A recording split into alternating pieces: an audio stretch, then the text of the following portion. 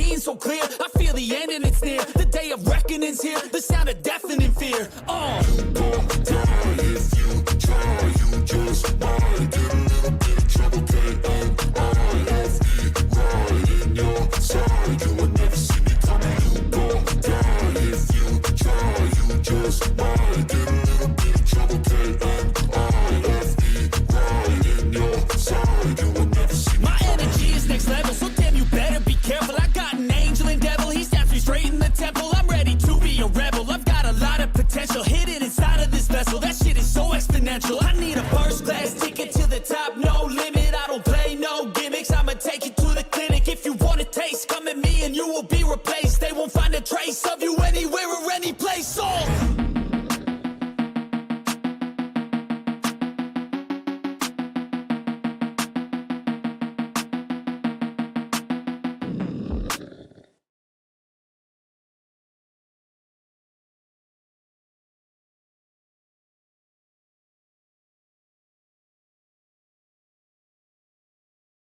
Catch me outside, how about that?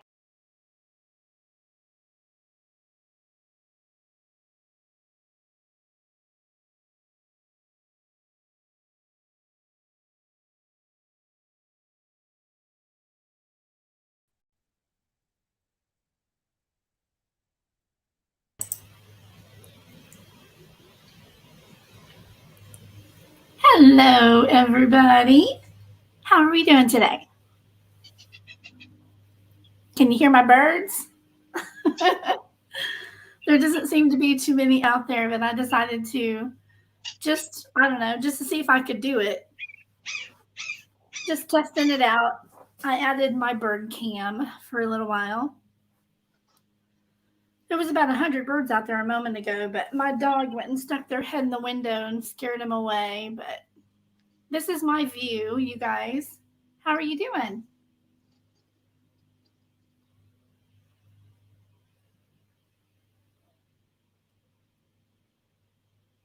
Thank you, Jessie. You come through here and say hi to everybody. Thank you so much for being here. Don't worry, to the people who don't like long intro periods, I don't do this for too long, but I do want to say hi to people who come in. I really appreciate you being here. So this one went up too high, but Rumsey was up above. Okay.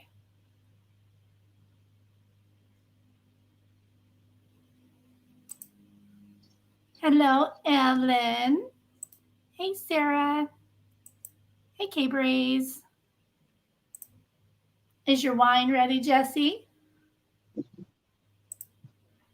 Don't threaten me with a good time, Legendary.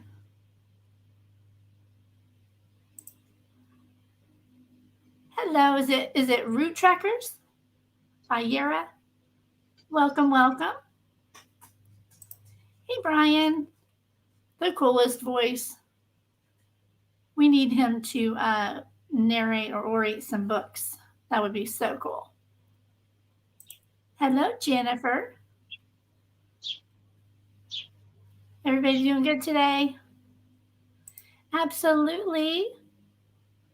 Welcome, Robin. Was I on time?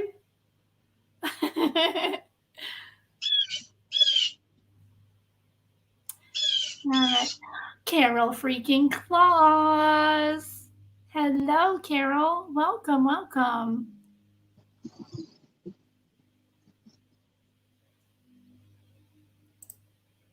Hello, Nisa.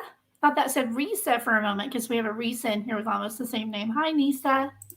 Hello, Not Enough. How are you doing? Hi, Katie. How are you? Pink hand waving. Yes, yes, yes. That case, I tell you what. I am following that one. She's got trials starting in January, and yeah. Yes, again, hello, everybody. Welcome in. Devil Doll. Hi. Good to see you. Hey, hey, hey. If you just came in, I just have my my little front camera on for a little bit. It's my view. This is how I make it through true crime, you know? The birds help me so much. Don't know if it's going to be up for very long. I plugged my phone in out there. It's right outside my window. But I don't know, it might die. Okay. Thank you, Kels. Hi. Yes, again, Netflix has really good music if you are looking for any for your channel. They have all kinds. Yeah, I love that one. That's my favorite. Hello, Therese. Welcome. I'm almost done, you guys. And I'll, still keep welcoming people as I see you come in. Hey, Doc. I know you from somewhere. Where do I know you from? Is this your first time here? I know that name. Hello, Privilege. How are you? Aw. It was like I've reached that age, where I guess there's some sort of biological clock that something happens, when you turn 50, suddenly you wear glasses on top of your head and you buy bird feeders. It's in the rules. I don't make them. Legendary. Go sit in the corner. Nope, not going to do that. Nope, not going to say hi to everybody. But some people spend like half hour to an hour saying hi. I don't do that. But I think it's rude to not say hi to everybody for the first few minutes. You know what I mean? Hi, Edgy. Welcome. Woman Power, thank you so much. Okay. Oh, you wait. Are you really midlife crisis mode? Have you bought a Corvette yet? Okay. Aw, that's nice. Yeah, I have several bird feeders in the backyard too. But they're way far away. The birds really like them, but they're way back in the far corner, so I don't get to really enjoy them very much. Oh, okay. I knew your name. I'm so sorry. Hey, Casey. Welcome. Awesome. Is it Elise, right? Welcome. Okay. All right. So let's begin. Okay. So I know you can't see my thumbnail now because of my birds and me being in the way, but we all have so many questions. I put just a couple, in the description to kind of get you going with some thoughts, Hello, Aries. How are you doing? Drinks on the house. Hey, that sounds good. Oh, that sounds good too. Yes. In my back corner where my bird feeders are, for some reason I accidentally grew sunflowers and wasn't intending on doing that. Not mine. We have some neighborhood cats that go around and they scare the birds away. I hate the neighborhood birds here. I just do. Because those are my birds, you know what I mean? Okay, Adam, welcome. Robin says hi, everyone. The birds and the cats do not get along here at all. So yeah, I just thought I would put that extra camera up just for a little while and let y'all see what my view is all day, every day. Most days, all day, anyway. Okay, so tell me in chat, like, what is your number one question? And, we're going to pull up some answers together and go through this, kind of just how I wanted to just have a discussion with everybody because you know, you guys might see me on different panels. You know, I consider and see things from both sides of this case. And I have not decided, as none of us really should, totally. We can have our gut feeling and our opinion, but if you really, really, really believe that he's guilty right now, let's talk about it. If you really, really, really think that he is completely innocent, let's talk about it, you know? That's a good question. No. You would think no, right? Yeah, there's a really, really good question. If they come out later and they find out that the car that we saw, you know, turning around and all that was the DoorDash driver just getting lost, I'm going to be so mad.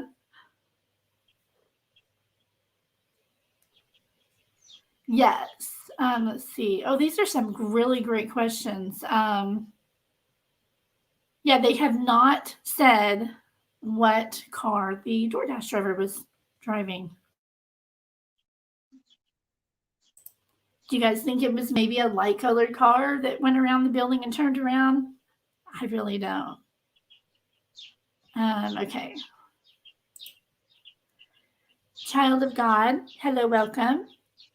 They said, I find it very hard to believe that no camera anywhere caught someone going in and out. What do you think?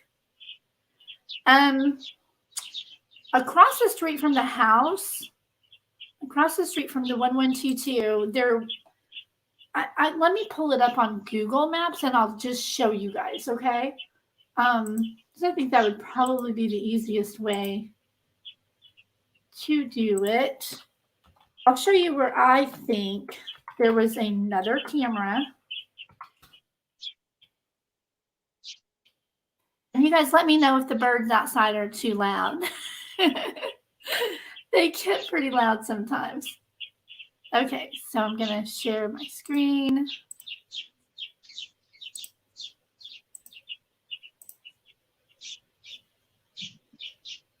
Okay.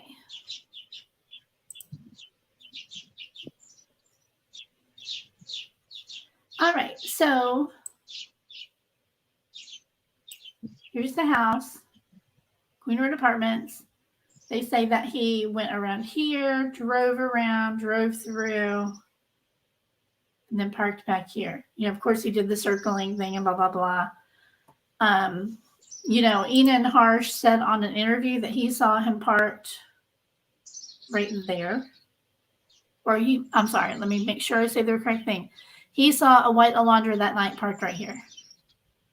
I don't know. I would think that he'd park back here, right? But over here, if you see 716 and 712 across the street, they did used to have a camera. Where am I at here? Oh, okay. So I'm going to go right here, turn around. Oh, I hate how that thing goes back in time. See how they have everything blurred out now? This is the 1112 that has the camera on the outside. You can see the balcony and stuff from the 1122 right behind it. This is what got my attention. They have also blurred out all of these houses here. I'm going to back out so I can show you from above. Do you see these cars right here? Now, I don't have it now, but there was some footage that showed some possible cameras somewhere, and I think it was down here actually on this end. So if there's any other cameras that are outside that caught anything, it would be the one right here. This one is the one that they say was 50 feet from Xana's room, which was right here. So I know a lot of people think that there was a camera here. I do agree. I remember seeing a camera there, and it was gone as well, just like this one was taken. But there were also cameras here. I know I saw them. And then, of course, this one over here. And then the ones that caught the Linda Lane footage that you guys have seen. What I find interesting as well is, do you guys remember what they call it, the panty raid house, right? where the girl came out and talked to the police, and she was complaining about somebody getting into her car and getting into her suitcase and put her underwear in the door of her car, stuff like that. That's this house. She told the police on that date, and it was June of 2022, the same month that Brian moved to Washington. Could be a coincidence, but I don't know. What do you think? Somebody got in her car and was playing with her stuff, being creepy. She told that officer that she was buying a Ring doorbell camera. I wonder if she did.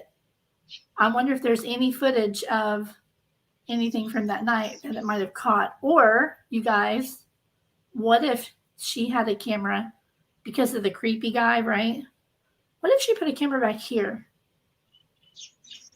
What if there's actually a camera back here facing the King Road house? That is not impossible. And of course, we'll find out at trial, but there's been rumors that there was also a camera here on this front door. I think there was. I think it was JLR that showed a camera. Oh, I want to play this just because this is funny, you guys, okay? JLR may not be everybody's cup of tea, but every once in a while he puts something out that makes me go, oh, he's human. He's got a sense of humor. Check this out. Jonathan Lee Riches investigates. I just heard the most bizarre Brian Kohlberger theory yet.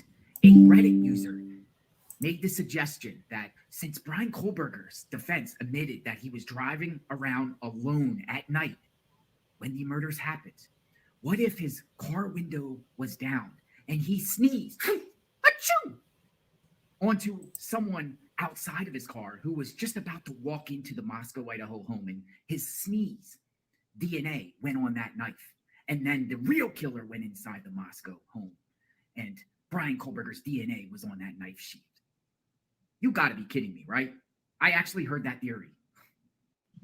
Jonathan Lee Riches in.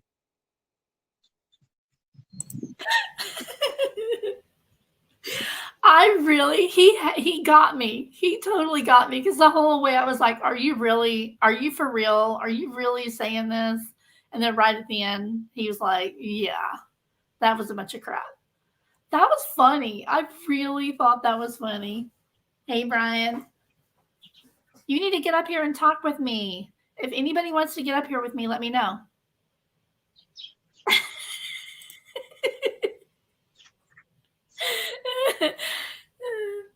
Welcome, Jules. I love her.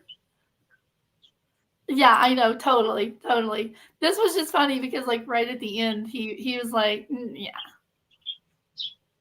You have to admit that's funny.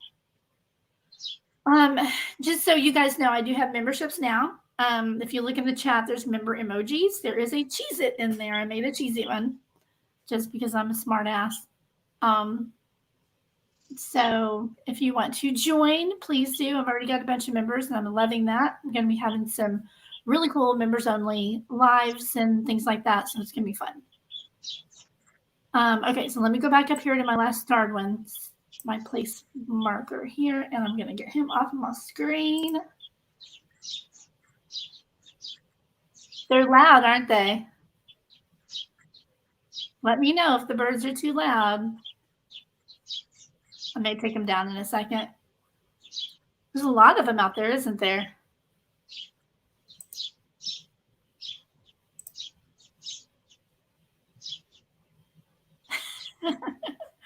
I'm surprised there's not a whole bunch on the bird bath right now. Okay, so we have, here we go. I like this one. Therese, thank you so much. Her question is, common sense tells me that the prosecution must have enough solid evidence if they went for the death penalty. Absolutely, I agree. Something tells me that there's huge amounts of information. Oh, about 51 terabytes of information that we don't know. You know what I mean?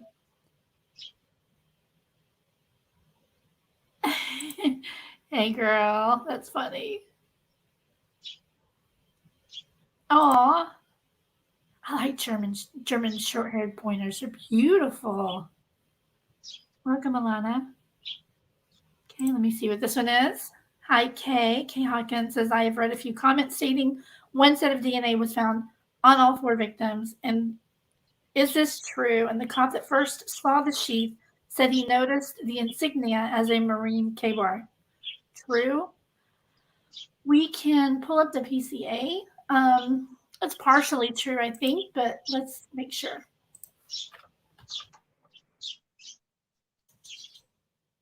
And I can also refresh the case and see if, I highly doubt anything's been dropped on a Sunday, right?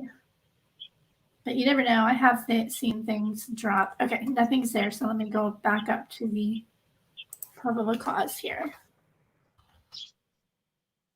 All right.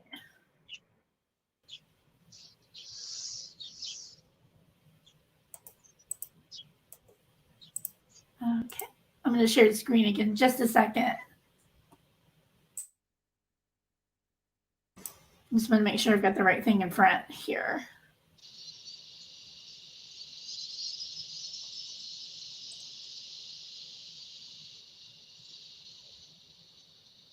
Wow, did you hear that? Okay, let's see.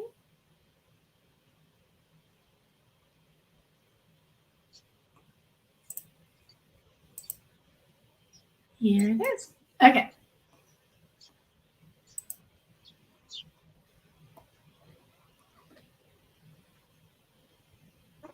All right, so Exhibit A, it starts out with a statement of Brett Payne.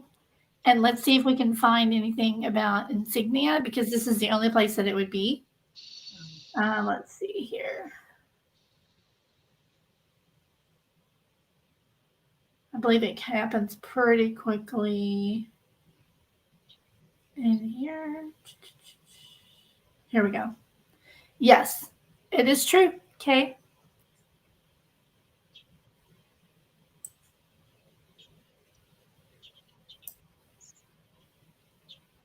I don't want to read it out loud, though. It's really hard. You know what I mean? It's really hard to even read this stuff. But I'll read this part. It does say, I also later noticed, and I know a lot of people are really picking up on this word later to mean something, you know, like maybe it was placed there by a third party, planted, whatever. I don't know.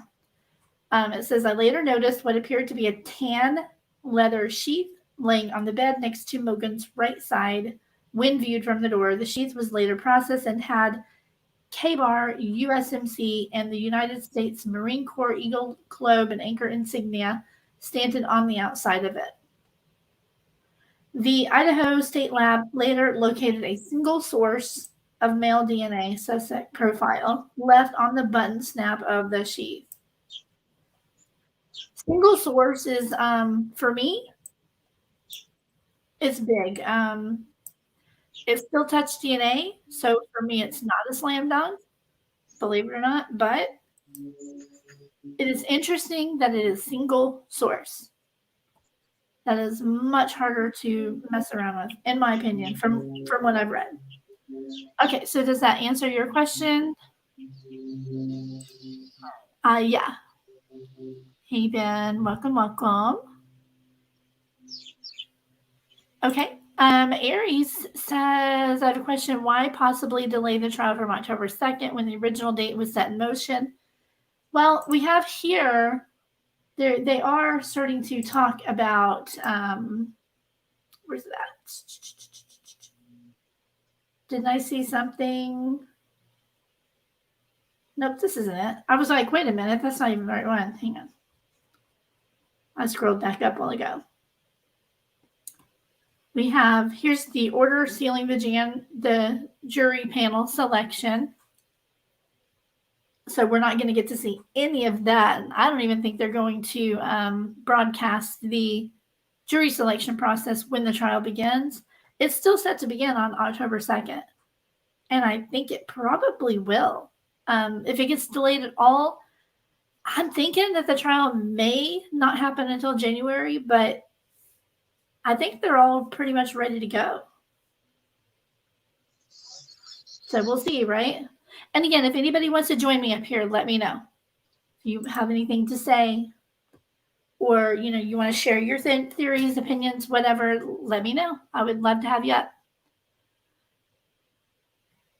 So I don't think they're going to delay it unless Brian were to come back now and waive his right to a speedy trial. If he does that, then it's going to be 2025 before we get to a hearing, the next hearing. So, and I don't think he's going to do that. What do you guys think? Do you think that he might? Yeah, exactly. Do you think he might go ahead and enter a plea and waive his right to a speedy trial and all that to get more time? Okay, Jesse Schul, welcome, my friend. Is it true that the launcher that crashed in Oregon is tied to 1112 King? No. Nope. Absolutely not. I know it seemed like it. Let me pin this. Hang on just a second. My bot is working. Yes, I'm so happy. I finally added a chat bot. That's not me talking, y'all. That's so cool. I'm so happy. It's working. Okay, let me go. Okay, I want to pin that. That is so neat. It actually worked. I added these a couple of days ago and thought, well, I will see if it works, and it looks like it is. But I didn't know that that it was going to chat as me. I thought it was going to chat as Bautismo or whatever it was that I signed up with. Pretty cool. Pretty cool. Okay. No, I am not either. Not either. I believe, there are channels that if you are strictly pro Brian Kohberger, okay, there's plenty of channels for that. If you are strictly, he is 1,000% guilty, there's channels for that. Because I hate wrongful convictions so much, I haven't decided. I don't know why it's doing that. Hang on.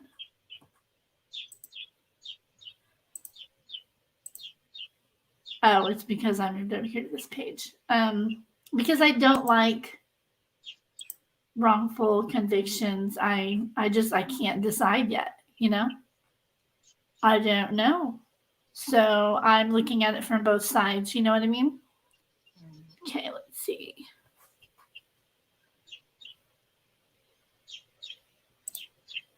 Good question, Aries. Okay, anyone think Brian Kohberger had a secret apprentice or someone else know something more about his motives? That's one of my big theories. If he's the guy, then I don't think he did it alone. I'm pretty sure almost everybody can agree on that, right? Do you guys think that Brian acted? If you think that he did it, if you believe that it will be proven in court that he did it, right? Do you think he worked alone? Put a 1, or 2 if there were other people involved. I would love to know what you guys think of that. 1 alone, and 2 if he had help. Let's see what we got.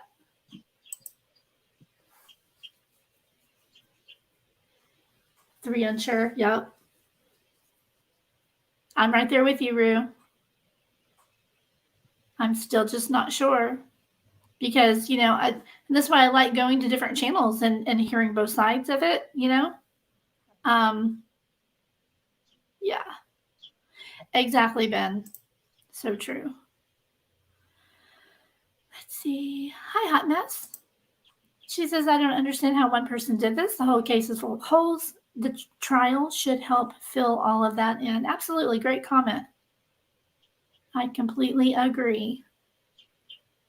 I don't understand how one person could do it either. I really don't. Essie. Hi, honey. I think she was my very first subscriber, weren't you? And my day one right there.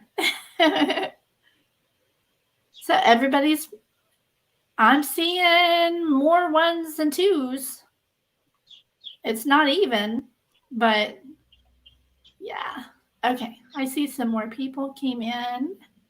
Hi, Tattletales. How you doing? Hi, Kat. Hi, Jetset. Hot Mess. SRB. Hi, how you doing? Let's see. Lulu Love. Hey, welcome. Yeah, see, that's my theory, that if it's him, he didn't do it alone. That's just my theory. And I don't understand how, but I kind of wondered if maybe.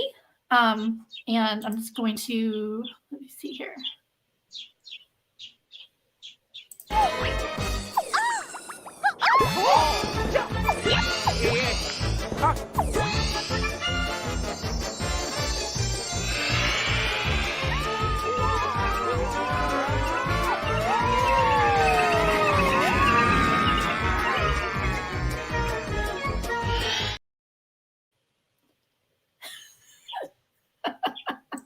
That's not really what I meant to put. That's too funny.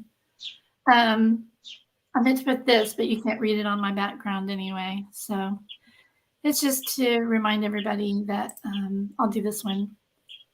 We can discuss theories and possible scenarios, but keep it fact-based. There's a lot of information that we don't know. So I always say that. So my theory would be he used those surveys to meet like-minded people. And, you know, those surveys that he sent out on Reddit, those are factually his, right? Those were his. So what if he met some like-minded guys on there and they decided to hatch a plan and he didn't necessarily commit the crime, but he went in there maybe wearing some booties or something and graded their work, as sick as that sounds, or he got to see it in some way. And maybe that was his idea of being the ultimate criminology professor, one that actually saw something like that go down. You know what I mean? Does that, you guys know what I'm talking about, right?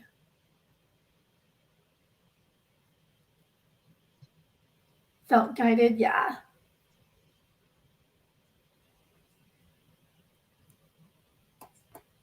Yeah, I agree. That was a good comment. And hi, Deetra. Deetra said, I've already lost it. Let me know if I need to slow down chat, okay? I might need to for me. Okay, so Deetra said, I think also if it was another person, you'd see some evidence in that in his phone records. Right? So I guess we might not know if somebody else had been arrested in connection, but do you think maybe we wouldn't know yet, until trial? It is interesting that he asked, has anybody else been arrested? But BTK did the same thing, and he was the only one in that. As he, in my opinion, BK felt guided. I'm going to go up. Let's see here. So today we're just we're sleuthing together a little bit and talking about both sides. Because that's how I really like to do things. Here is a good one. Tattletales, 8 hours and people in crime scene. I was like, what? CrimeSleuthin. 8 hours and people in crime scene before law enforcement is a problem, in my opinion. Not expanding crime scene right away could also prove to be an issue. Didn't even look like investigators were properly clothed. You got me. Especially on the properly clothed. I saw videos all over the place of 2 of the people that were in there collecting biological evidence, and one of them sneezed on her arm, and the other one coughed up into the room. Like, are you serious? I was pretty disgusted to see that. Well, okay, so this one, Kat says, those kids were passed out or asleep. Easy crime for one person. Well, I think that's probably absolutely true for the first, which was super likely. I'm like 99.9% sure, aren't you guys, that Maddie was the first, and then Kaylee. Then he came downstairs and ran into Santa. And then Ethan. That's how I think. And it is how it is charged in the charging document. They do typically put them in that order, the order that it happened. Okay, good question.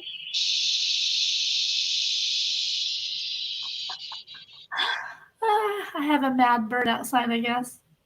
You guys want me to turn off the bird cam? Let me know. Are they testing the other unknown DNA? We don't know. That's one of the huge things that they are fighting about right now. And if anybody wants to come up and talk about that with me, I would love, if you know anything about that or you think anything about that, let me know. Oh, okay. All right, Jesse. Okay, so here is the link.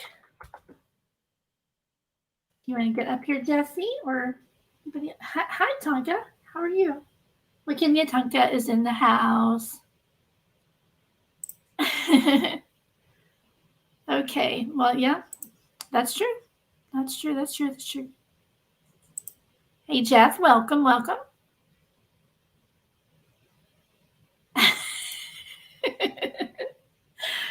I don't know. I mean, I know what my gut instinct tells me.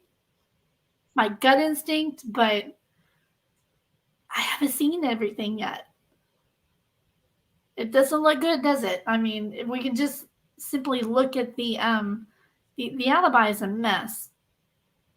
Yep, I agree, hot mess. She says, I hope so. These 4 kids were just starting life, and I really hope they got the right guy, but I don't think it's just one person. I agree. Hey, Jesse, it says devices not connected. Do you want to try again?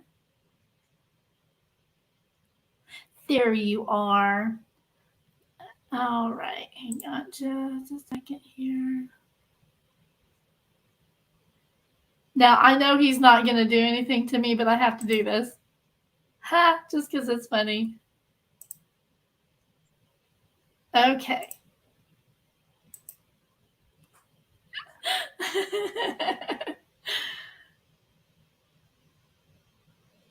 All right, Jesse, you ready? You can leave your camera on, right? All right.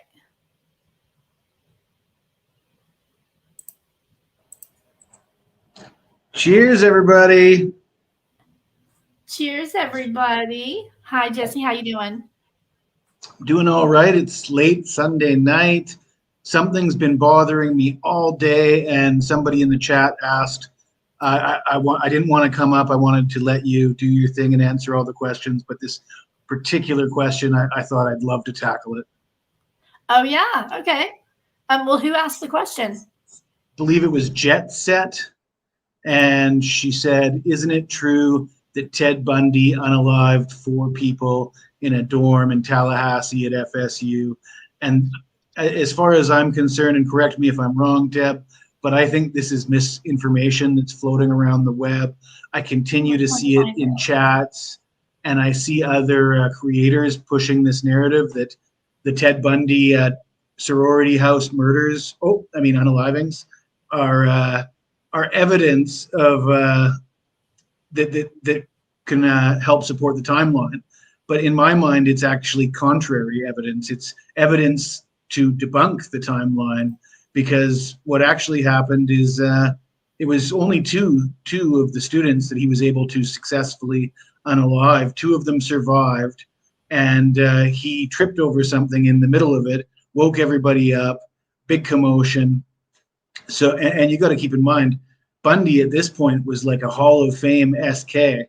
This guy was, he'd been doing a lot of unaliving and was well versed in his trade at that point. Whereas BK, we're expected to believe this is his first rodeo, and he's far more efficient than Bundy. So to me, this I think it's misinformation to suggest that what Bundy did supports the timeline. I think it supports the exact opposite. The fact that he failed to do that. Not only that, there was no men involved. And Ethan, obviously, we know Ethan's a big guy.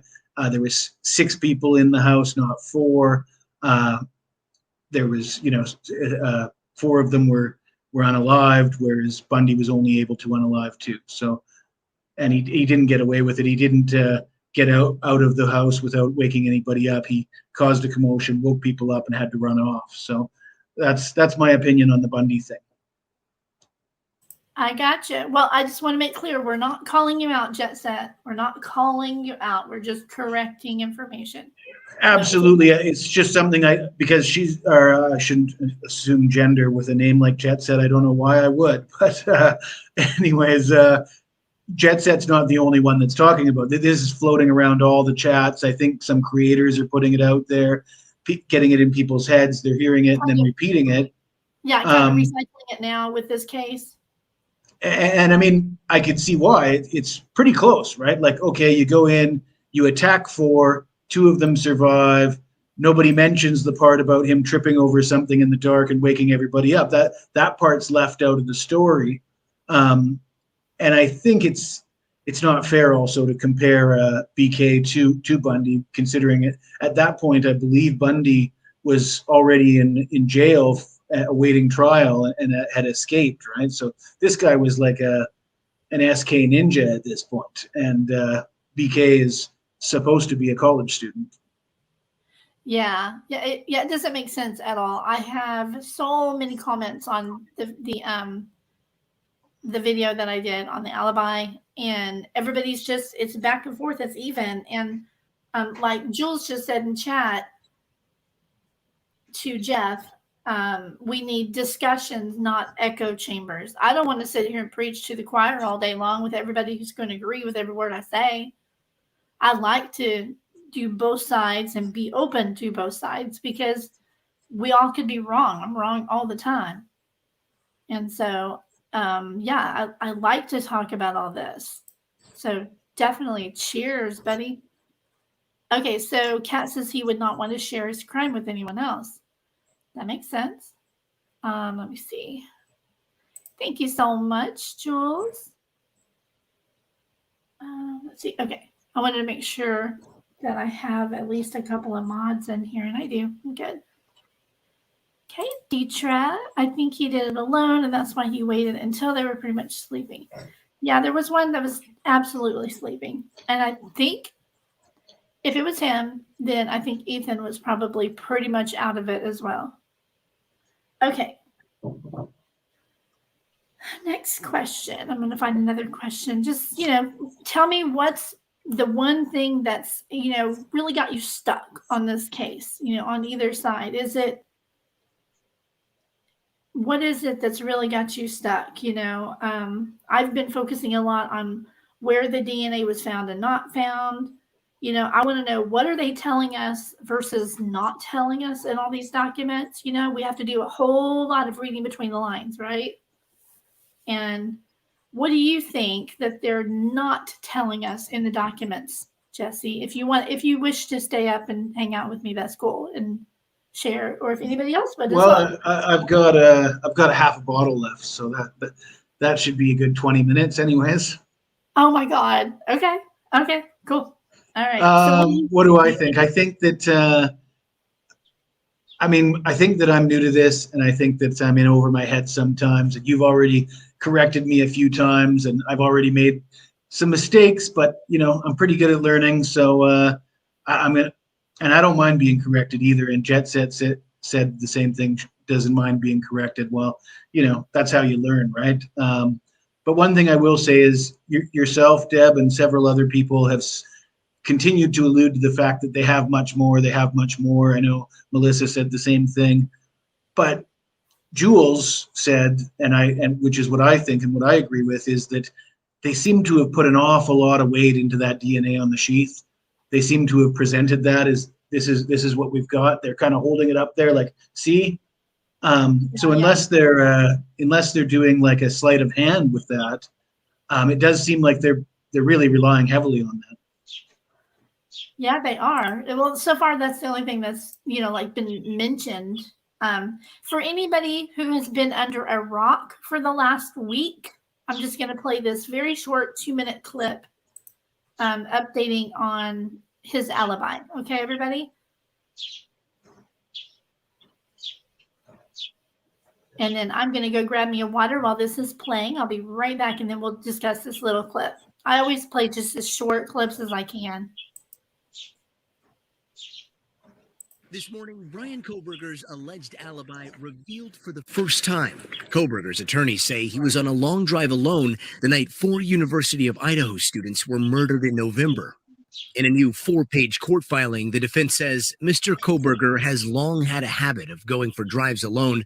Often he would go for drives at night. He did so late on November 12th and into November 13th, 2022. But beyond that, the defense didn't reveal much more in the alibi, adding, Mr. Kohberger is not claiming to be at a specific location at a specific time. There is not a specific witness to say precisely where Mr. Kohberger was at each moment around the time the murders took place. They wanted to comply with the rules, not be precluded from an alibi defense, but give the state as little as they possibly could so they don't have to reveal their hand.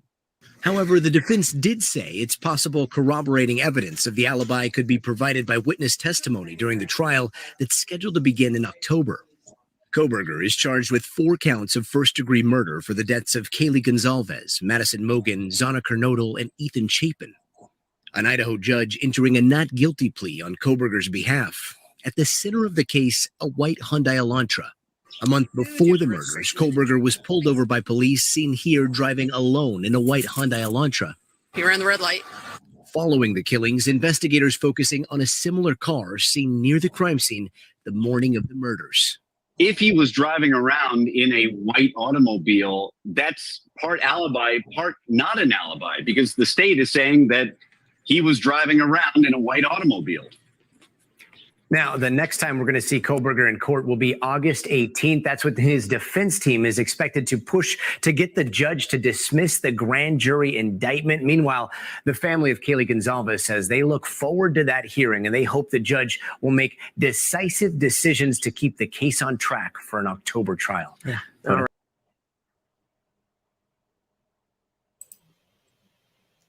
All right, there's that. And that was from the Today Show. So Ben in chat, it was a little bit ago, about 15 minutes ago, but what did we say? I don't know what you're talking about, man. He said, stop making up new conspiracies, Lord. Okay.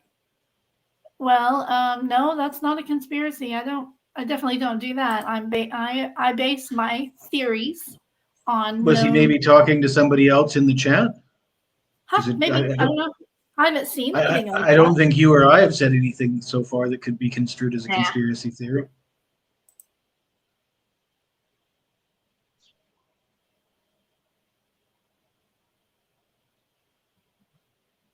Thank you, Adam. Thank you. It says, I see your theory. It's crossed my mind, and it still does. So, okay, I'm not going to say it. Thank you, Ben, for your comment, though. Jeff says the BK did the surveys with 2 professors. I wonder if he drove that project or just assisted. The questions are creepy in hindsight. Yeah. Now, a lot of people said that the questions that he asked weren't that unusual for what he was doing. It was part of his classes. But hey, if you've got a criminal mind, you can totally you use that to your advantage, right? That's what BTK went to college for, the same thing at WSU. So he could have had some liking of BTK and wanted to be like him. I don't know. Did Bundy go to WSU as well, or teach there, or have some affiliation? It was Washington State University. And he worked for the police department in Washington for a while as well? I don't think he ever worked for them. He was trying to intern for them. Okay.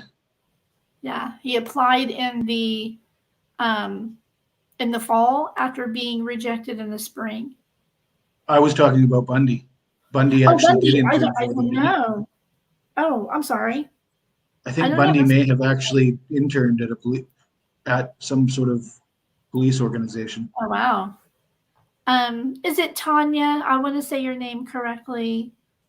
Is it Tanya or Tanja Bond? She says the drugs for Matt and Kaylee were in their order from the grub truck. No toxicology report. Well, is that just a theory? Or where are you getting that? I haven't heard that before. That's new to me about it being part of a grub truck. The original coroner, Mrs. Mabut, I believe was her name, right? Oh, dude, I've changed my name so fast. Has anybody seen my butt? Right. That's none of your business. Her comments about the toxicology report were ridiculous, though. That it's quite irrelevant, the toxicology report. Well, Yes. right. And just because she said that doesn't mean they didn't do toxicology. I'll bet you they did toxicology. We just haven't seen them yet. They're not public. Hey. Hey, welcome, Vix Logic. Thank you so much for joining today. I appreciate you. And speaking of joining, you guys, I do have memberships now. I'm gonna put my thing up here real quick. So if you'd like, you can join my channel for more exclusive content, members only lives, games, and true crime trivia. And I'm going to remind everybody, please be respectful in chat and comments. Opinions are welcome. Theories are cool, but attacks are not. Please respect the victims and their families, please. Because theories are okay. We can discuss, but we keep it based on facts that we do know from the case, because there's a lot of information that we don't have. I try to say those as quick as I can. But yeah, I have memberships now, you guys. So if you want to join, I've already got quite a few members, and it's so awesome. I'm going to be scheduling some stuff. I wanted to wait until I had, some. Hey, you guys, Brian is sitting here backstage. Hey, Brian. Is Legendary still in the chat? Legendary promised to bring the pain. I've yet to see it, Legendary. So get your act together. Come on. Yeah, let's go. Come on up here, Legendary. Bring the pain. I want to see what that means. Thank you very much. I'm not sure if you were talking to, what were you referring to what I said? Yes, totally. Were you talking about what I said? Let's see. Yeah, I agree with that. Looking for something up here. I'm so sorry. Seeing a lot of was framed. She's like, yeah, exactly. I totally agree with that too. It's certainly possible that, however, I have questions. That's literally what this live is about. Whatever questions you want, put them in chat. Let's talk about them. Like, what's got you stuck? Like, I guess my opinion is it's possible he did it alone, but it's unlikely he did it alone in the manner that it's being described in the PCA and in the court documents. That's my opinion, anyways. If you want to tell me that he did it alone, you're going to have to bend that story a little bit, because the car coming back clean is still a big issue, a huge issue, and the timeline also a huge issue. Exactly. Yeah, the timeline is just all messed up. I don't get it at all. It's way too tight of a time. I mean, it feels like it's too tight of a timeline to get all that done in 10 minutes, 8 to 10 minutes. I don't get it. But I guess it's possible. And like Carol says, I still feel myself someone had to have helped, in my opinion. I agree, Carol. I totally agree.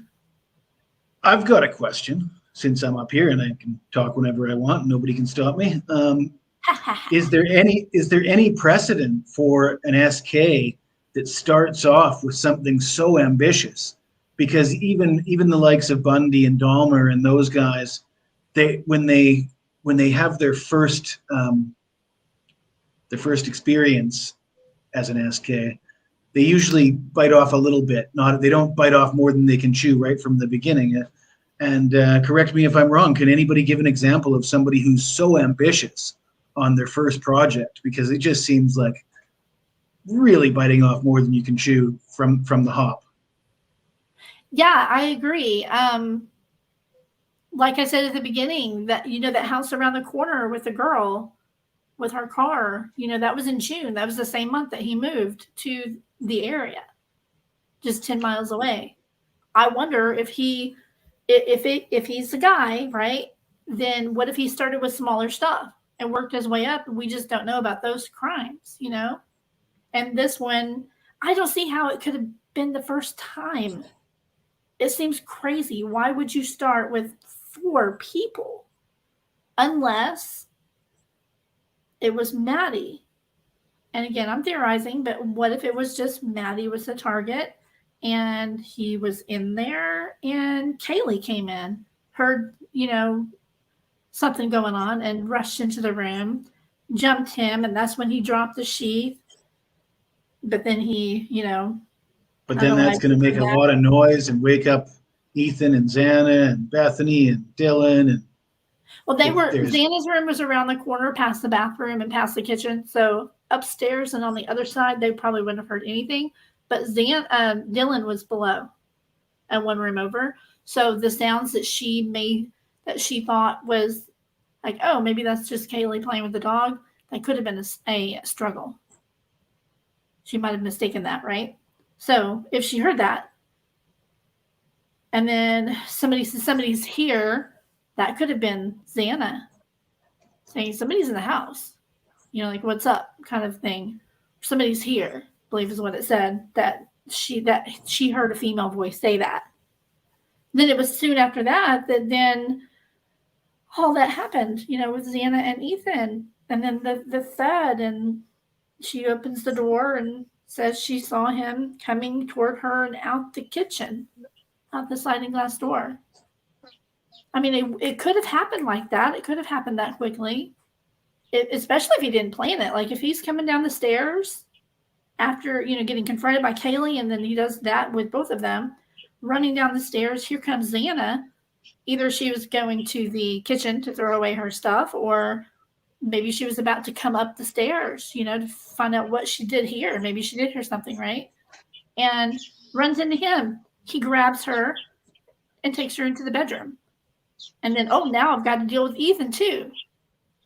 It could have been a big mistake. You know, he could have went there just for one, and then just like this big frenzy took over. That is possible. It would certainly help if they could come up with a motive. If the trial starts and they present a viable motive, that's going to help things a lot. That's going to go a long way. But as we're sitting here, there is really no viable motive, in my opinion. I'm not buying. The incel theories are very thin at best. The loner jealousy stuff. I mean, there is plenty of people coming out and saying that's just not true. That's not the guy that I'm familiar with. Oh my gosh, Thomas.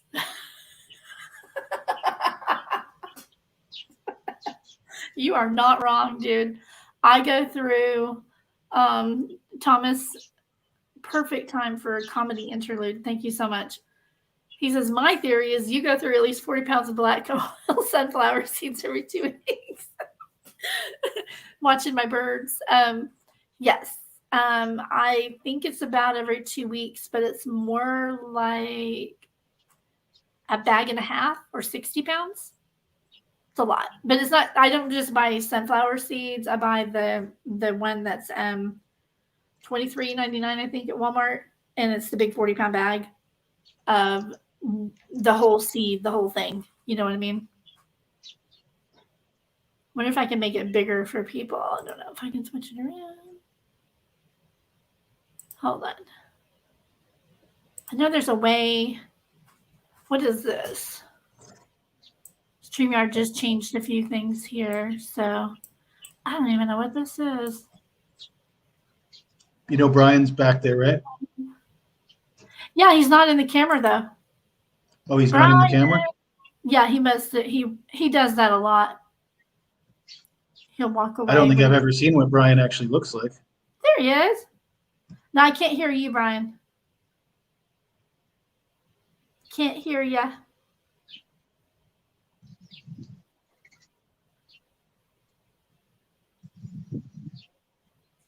I notice I go on a lot of panels where nobody's camera's on except for mine. Yeah, I mean, it's pretty common. It's like, it's more like a lot of people treat it like a podcast. And I mean, who wants to do their hair and makeup every time you go live? That's just, I have so much other stuff to do. You know what I mean? I've got to do it every day anyway, so I'm totally Well, you're used. a guy. I've got like outfits hanging on a chair right in my living room where I sit, and like I've got all my lights are already all set up. So the only problem is sitting in a chair for that long. So if I'm exactly. I did like a 7-hour marathon with Dago the other day, and I think if I'm ever gonna do that again, I gotta like turn off the camera and go to the sofa and rest my butt. My butt can't take it. Yes, I know. I'm always moving around and switching my butt around. I know it's hard. I don't see how people do 8-hour lives. There's no way I could do that. Okay, so yes, exactly. Yeah. And you guys, if you're not subscribed as well to Dago, sorry. See, you're here now. I'm saying it wrong. Well, I know he really hates Doggo, but I don't call him Doggo. I call him Dago. Dago is kind of like the sort of Latin way of pronouncing. I mean, that's how I would call an Italian if I met him. But he says literally Dago. the only. I had to think of like, hooked on phonics works for me kind of thing to remember. Dago is fuego. I remember it now. I used to do that too. Okay, so I should be able to pronounce his name, considering I speak Thai, and that's one of the harder languages in the world to speak. Oh, say something in that language. What language is that? ภาษาไทยผมชื่อเจสซี่ผมอยู่ที่เชียงใหม่ครับอยู่20 ปีแล้วรู้ไหมผมเป็นฝรั่งกินไวน์ทุกวัน Whoa. Said a few things there. As if, Jesse, you just got so much cooler. That's awesome. You know what I'm good at? I'm not fluent anymore because I don't use it regularly, but I used to be completely fluent in sign language. Now I'm really rusty. But I love sign language. Sign language is so beautiful. I grew up, my mom's best friend was deaf, and they had 2 children. One was deaf and one was hearing. So we just grew up with it, but haven't used a lot of it in a long time. This is a really good question here. Did they process the sheath DNA in the same lab that they did his buccal swab? So let's see.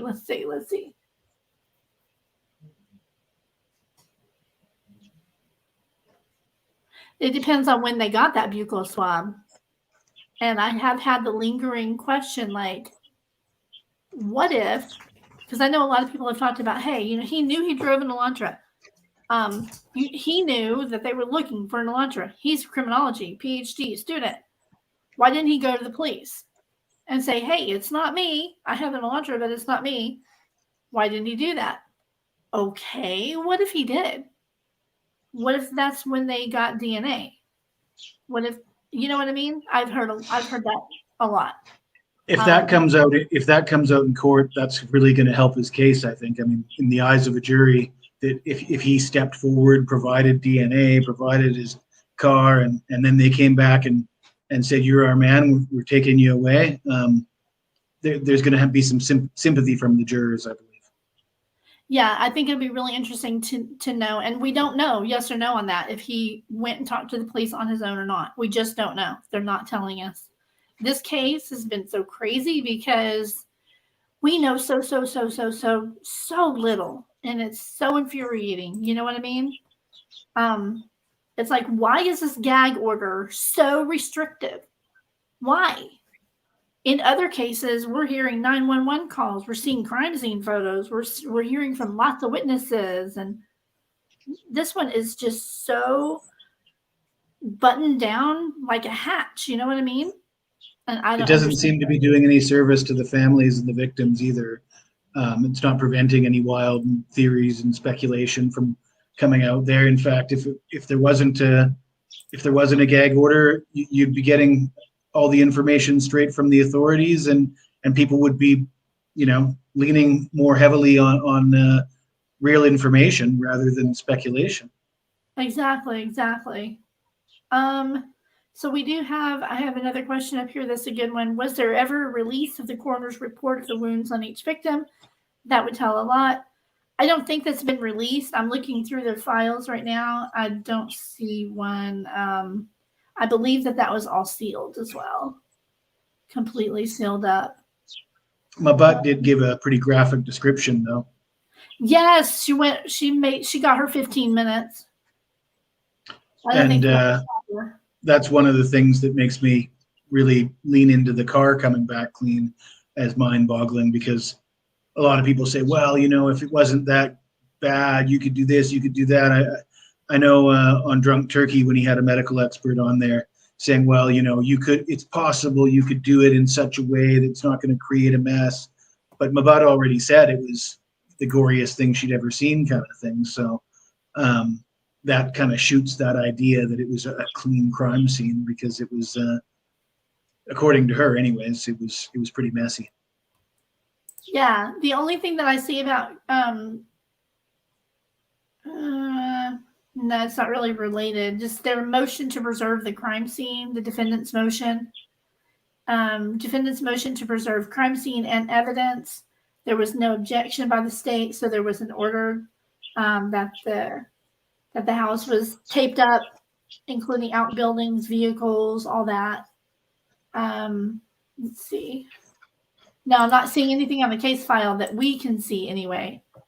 So of course, there's going to be that report.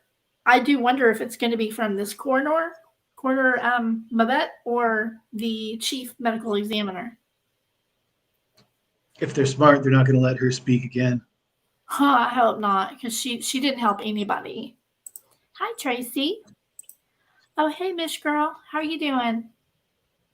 I didn't see you. Yes, I do have squirrels, Thomas. They do come out there a lot. They usually come out there around noon, and then they'll be back. That one that's kind of in the front, the octagon hanging one right there, that one, let's see. Now, Brian dropped back off. I don't know if he was having audio issues or what, but I may have missed him. Yes, I have heard that. I can't find a good source on that. Nope, I don't think that he was. At first in this case, I thought that he seemed like an incel, but that was before I found out anything at all, and now I totally don't. Yes, it could be that. True. I have floated that same theory, Jeff, but that doesn't jive with the PCA and the prosecution. Yes. He was the whole evil genius thing. I don't think flies with the timeline and all that stuff. Yes, we do. Hey, Michael, welcome. Okay. Let's see. Yeah, you got to say something else. Say something else. Oh, I got to say something else? Cool. Yes. Well, I'll take requests. What would you like me to say? Oh my God. Say something. คุณไบรอัน โคเบอร์เกอร์ยังไม่ได้ฆ่าคนนะครับเขาเป็นคนดีเขามี friend ด้วย friend เป็นคนเอเชียด้วยนะครับ I just said that Brian didn't do it. He's a good person, and he's got a girlfriend, and she's Asian. Oh my God. You're a trip. You a trip. Okay, let's see. I'll see you're doing in. Hello, Bridget. How you doing? Just trying to catch up with chat really quick. Yes. Excellent point. I need to pin that. We only know probably 1% of the evidence that we find. Read that again, Jesse. I know, but I mean, you guys know more than me. I will concede that I am a novice at this, but it blows my mind that they presented the PCA in that fashion.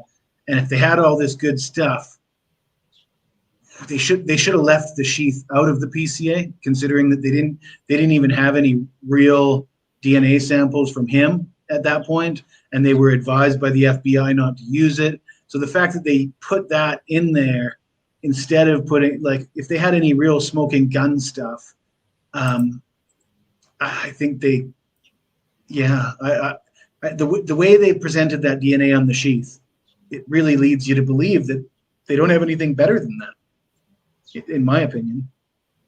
But I could be wrong, no doubt about that.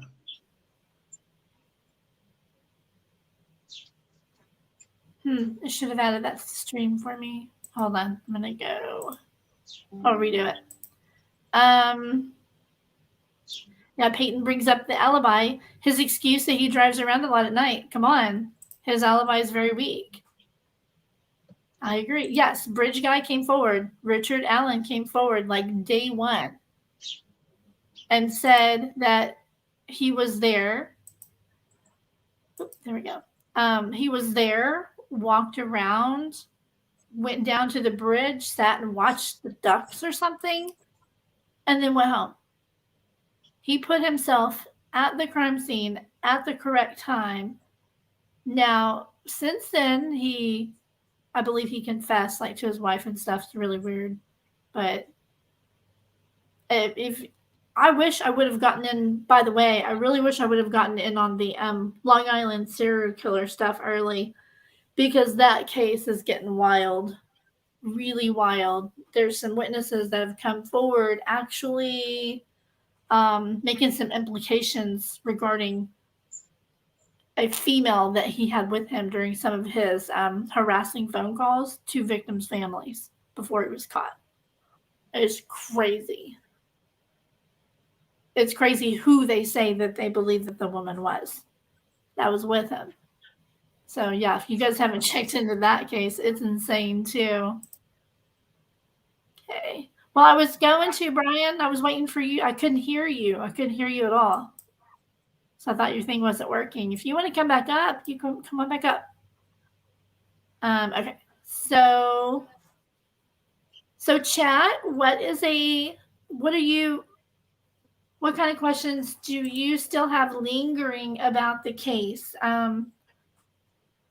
What do you think is next? Do you think that there's any chance that he's going to waive his right to a speedy trial and actually put in an actual plea of guilty or not guilty? Because he hasn't done that yet. He has not put in a plea. And once they return they get back to them on the motion to dismiss the grand jury, is it the whole reason to stand silent was to contest the grand jury, right? So now they're contesting that. When they hear back, does that mean that there's nothing preventing them from entering a plea at that point? Yeah, there's not anything. Oh, here is one of the best questions. I hadn't even thought of this one. Excellent, Jerry. Do you know if they matched the tire marks to BK's car?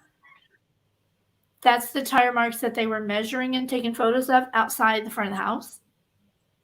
That's an excellent question. I mean, we're not going to know until trial, but I wonder if those were a match to his car. I mean, I think that would be very huge. I know a lot of people are saying, by God, I want to have video of him walking into that house and walking out of that house with a knife in his hand. That's how adamant that some people are. They are not going to consider him guilty until they see a video of him going in and out. We're not going to have that. We're just not going to have that. I mean, the smoking guns are what? Solid motive, the weapon itself, and the rest is sort of circumstantial. Even concrete DNA, like really good DNA samples, that's still circumstantial evidence, right? So yes, DNA is always considered, oddly enough, circumstantial evidence, but it's strong evidence. Mhm.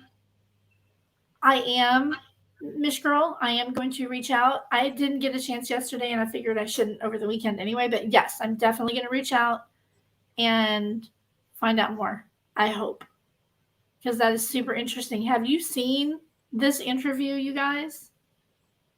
I played it on a panel that I was on. I'm going to play it for you guys because nobody ever talked about this interview. And hang on. There we go. Okay, so there was this guy, it says his name in just a moment. He is an international reporter, and he came over here and did some research and then went back home and reported on it. And like, I hadn't seen this anywhere. Lieberman, a lot of people really think that it was his wife, believe it or not. And it's crazy. I don't know what to think about it, but there's a lot of people that say that that's definitely the voice that they heard. And that she was involved in ordering pizzas that got sent to one of the victims' home with a note from him on it. Insane, right? Okay, so I'm going to play this really quick. Again, this is from ITV. It's a 6-minute one. Hang on. And the part that I want you guys to pay attention to is, hang on. I'm going to find him driving. I know it's right when he was in his car talking about it. Okay, so it's at the 4-minute and 12-second mark. But do you guys think that 6 minutes is okay for a video? Should I play the whole thing? Are you guys okay with me doing a whole 6-minute video? I'm okay with it. Okay. I try not to play videos that are too long, but oh, is it Miss Girl? Okay, well, I mean, I love this, and they even put it out on their Twitter, but it only got like 5,000 views and like 8 retweets. It didn't get any exposure, and he says something very interesting at the pay attention right at the 4-minute mark, and I'm gonna go ahead and play it.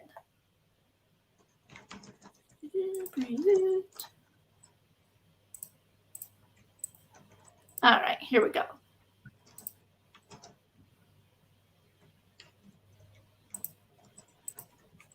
At the University of Idaho. And this is a really shocking case that is gripping the United States. Kaylee Gonsalves, Madison Mogan, Zana Knodel, and Ethan Chapin were found stabbed to death in a student apartment in November. There is no apparent motive and many unanswered questions about exactly what happened. The suspect is Brian Koberger, a PhD criminology student who denies any involvement in the murders. Now, he appeared in court today where more details emerged about the victims and the circumstances surrounding the crime. But as the campus reopens after the Christmas break and students mourn the victims, much of it still remains a real mystery, as our US correspondent Dan Rivers now reports. It is a case which has captivated and horrified the United States, a nation trying to fathom whether this man, Brian Koberger, stabbed to death 4 students as they slept at a university in Idaho. Many left with one simple question: why? The victims, Kaylee Gonsalves, Madison Mogan, Ethan Chapin, and Zana Knodel, were in their student house in the small town of Moscow when they were violently attacked just after 4 a.m. on the 13th of November. Social media videos portray a bubbly group of girls enjoying student life in the house where they were later killed. Among those returning to the campus this week, Ethan Chapin's siblings. The family released this childhood photo of the triplets, 2 of whom are now mourning their murdered brother. The killings have touched everyone here. It was just scary. I've never had something like that happen so close to me, and I think that it just really affected the community. And yeah, it doesn't seem real. it just like you hear about this stuff on TV and you see it on like crime shows and stuff, and it's just like when it's so close, it's crazy. It was very shocking to hear something like this happening because you always feel so safe on campus and you feel like, you can go do anything at night and it's not anything you have to worry about. So it definitely was an adjustment to hear that something like this had happened. The precise sequence of events that November night is still shrouded in mystery. Why it took so long for the other housemates to call the police isn't clear, and neither is the motive for the stabbing of 4 young students who apparently had no known connection with Brian Kohberger. It took the 2 female survivors 6 hours to call the police. Law professor Samuel Newton says they might have been paralyzed with fear. It's very easy to go back and second guess and say, this was a homicide. There were 4 people killed. You should have been calling right then. And I think it's a mistake to jump in and begin shaming somebody for not calling the police Okay, so I'm just pausing for fair use. What do you think about his report so far? It is it's about to get really interesting. I don't like the choice of words when he says shaming. It's not shaming to ask questions of people that are at the scene at the time. It's a pretty serious thing that happened. You want to interview everybody, ask questions, confirm their alibis and their you want to dig into everybody who is anywhere near the place, including the roommates, and shaming I don't think is the right word. I don't think you should attack them, but I don't think they should be given a pass either. Yeah, that's a really good way to put it. I don't think we should be attacking them, but they don't get a pass either. Is that how you said that? That's what I said. Yeah, I like that. That's a very perfect. I could never say it better. Thank you. That was very well said. Okay. I'm going to go ahead and continue playing now. I agree. I mean, you guys all.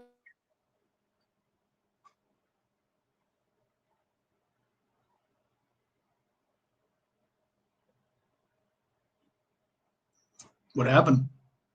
I did a video on what could have happened during the 8 hours and what a plausible explanation would be in giving her the benefit of the doubt. And I think people should watch it. Go watch it because it teaches you what shock really is. And another lady came forward who'd gone through the exact same thing in her college dorm in 1992. She also went into shock for hours and hours and had no idea what was going on and woke up to horror as well. So it does happen. And I think that lady was very brave to come forward at our age and tell her story. So I did a video on that. So it's not unheard of. It does happen, and it could very well be, what happened. But we'll see. Let's see. I like you.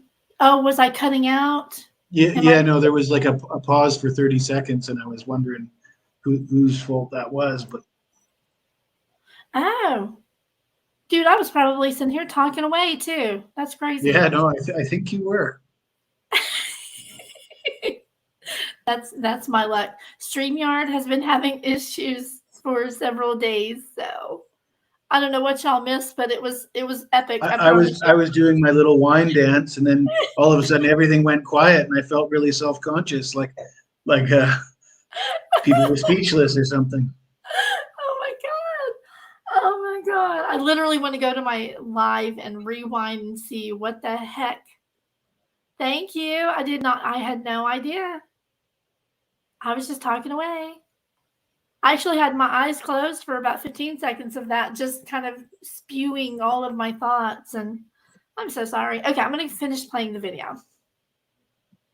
I think the last thing, I was telling you that I made a video on the 8-hour time thing and what could happen, and a video about shock.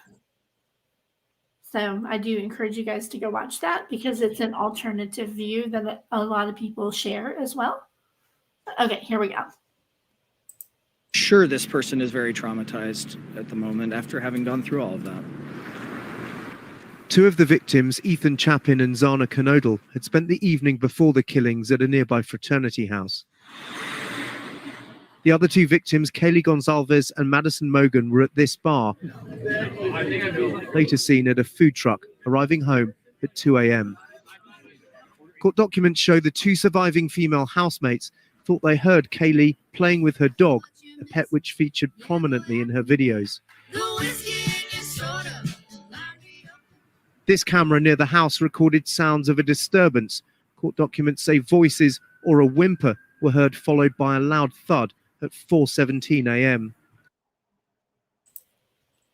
Pebbles. Oh, honey, I'm sending you a big hug. I don't know if you want me to read this aloud, but she said she went through something similar and she fought back. Good for you. Yes. She said, yes, everybody does not react differently. I'm so sorry. I really hope you're okay. I don't talk about this a whole lot, but I get the PTSD thing because I am a survivor of domestic violence from my previous marriage. It was horrible. I remember disassociating a few times during events, let's just say.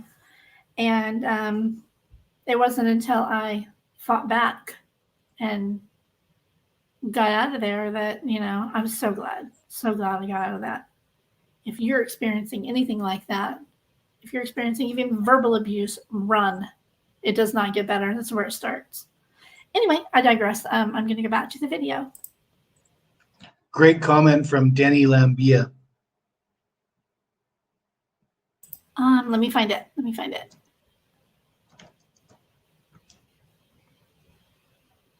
Who did you say again? Oh, here it is. Denny Lambia. This one? Because we still don't know if we all sort of presume that Dylan's comments aren't in her own words, and if Ellie's putting words in her mouth, they're sort of slandering her, making her comments look nonsensical when she might have not have even said the things that they've basically put her name on. Yeah, I personally, and I said from day one, I would have been pissed off if I was Dylan in this situation. Well, yeah, and with the gag order, she can't speak for herself. She can't defend herself. And I'm not trying to say the police are making up stories. I'm just saying the way they've worded it, she might have signed off on it, but she was led or, nodding her head while they were asking her certain questions. But the way it's written, it just doesn't make sense. And yeah, she could perhaps easily clarify it and nobody would suspect her of any wrongdoing, but she's unable to do so. And that is what Denny said is potentially not her fault. Yeah, I agree. I wish we could switch the cameras around. You know what, guys? I'm going to go ahead and take off my bird cam now. Say bye to the birdies. Okay. I feel like it's in the way, when I'm trying to show things, you get covered up. So bye-bye to the birdies. But yeah, that's what I look at all day, everybody, my pretty birds out there. And yeah, I spend way too much on my bird treats.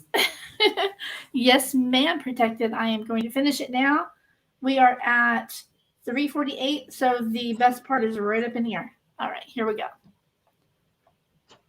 Is the volume level okay, Jesse, by the way? Seemed to be.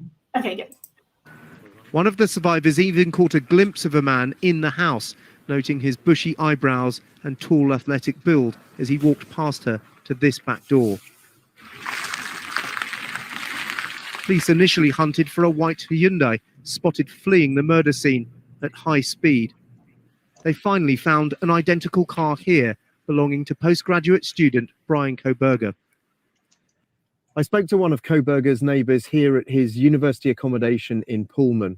He didn't want to go on camera, but said he frequently saw Koberger in the company of an Asian girl, often laughing and joking. On the night of the murder, he saw him right out here acting normally. All right, I'm going to play that again. Pay attention to what he says about that night. And an identical car here belonging to postgraduate student Brian Koberger. I spoke to one of Koberger's neighbours here at his university accommodation in Pullman. He didn't want to go on camera, but said he frequently saw Koberger in the company of an Asian girl, often laughing and joking. On the night of the murder, he saw him right out here acting normally. All right, so interesting, right? I'm going to put the link to this because there's several more minutes of it. So I'm going to grab the link, put it in chat so you guys can watch it, share it, analyze it, whatever you do. Ghosts, get on it, CrimeSleutHers. See what you think, you know. I have a point to make about the end of that video, Deb. Yeah. All the interviews we've heard from mainstream media, News Nation, from students at WSU, or people that had encounters with BK, they all seem horribly biased. People that didn't really know him, people that only had a student-teacher relationship. And when you interview somebody after they've been accused of something like this, how can you possibly get an accurate statement from them?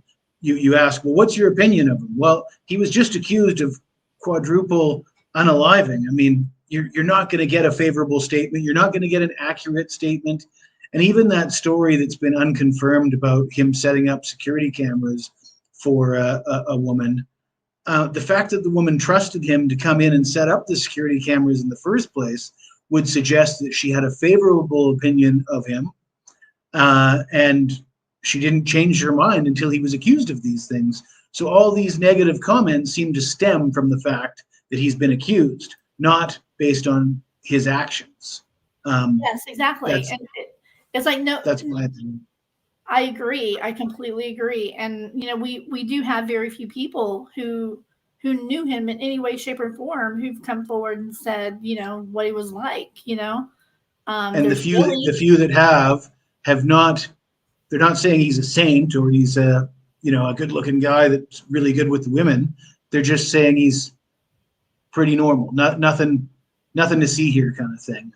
Not horribly awkward, not horribly antisocial, just flying under the radar kind of guy. So yeah. I think all these testimonials of people that say he's a weirdo are basically misinformation, or I don't treat them very seriously myself anyways.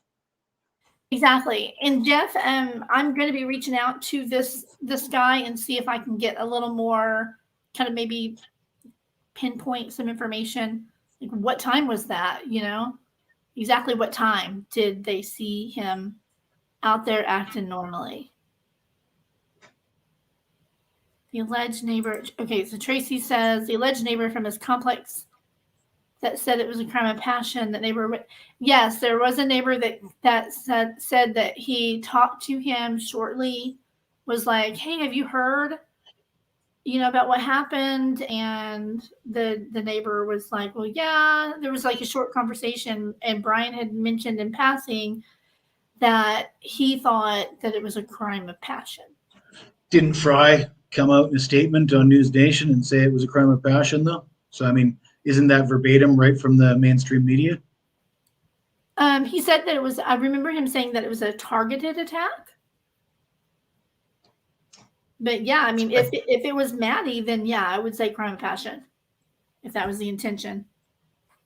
I think somebody in mainstream media called it a crime of passion early on. I could be wrong, but yeah, I think that's been said. So you guys, I put the link to the panel down here in chat, just in case anybody else would like to come up and share their thoughts. I would love to hear you. I love this. Protected says, I just don't see how an introverted nerd could turn into a ninja. Exactly. Like, he is so unlucky, or he just thought he was going to get away with it. That was a great comment. I just see that I misspelled drinking.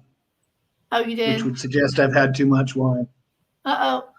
Let me There see we your go, I bottle. fixed Let me see your bottle. Oh, I misspelled wine as well. Oh my, it's not a good night for me. I'm not going to put it on screen. I'm going to call you out.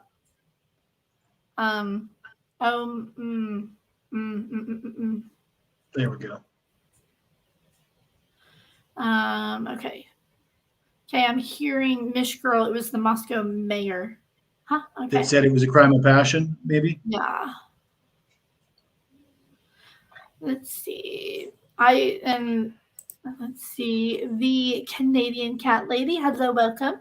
She says, I picture him falling over and tripping over the stairs and knocking things over. Which is what Bundy did. That's what Bundy did. Right? Exactly. Yeah. Good point. I think so. You guys know, Hux that made the animation of the house, right?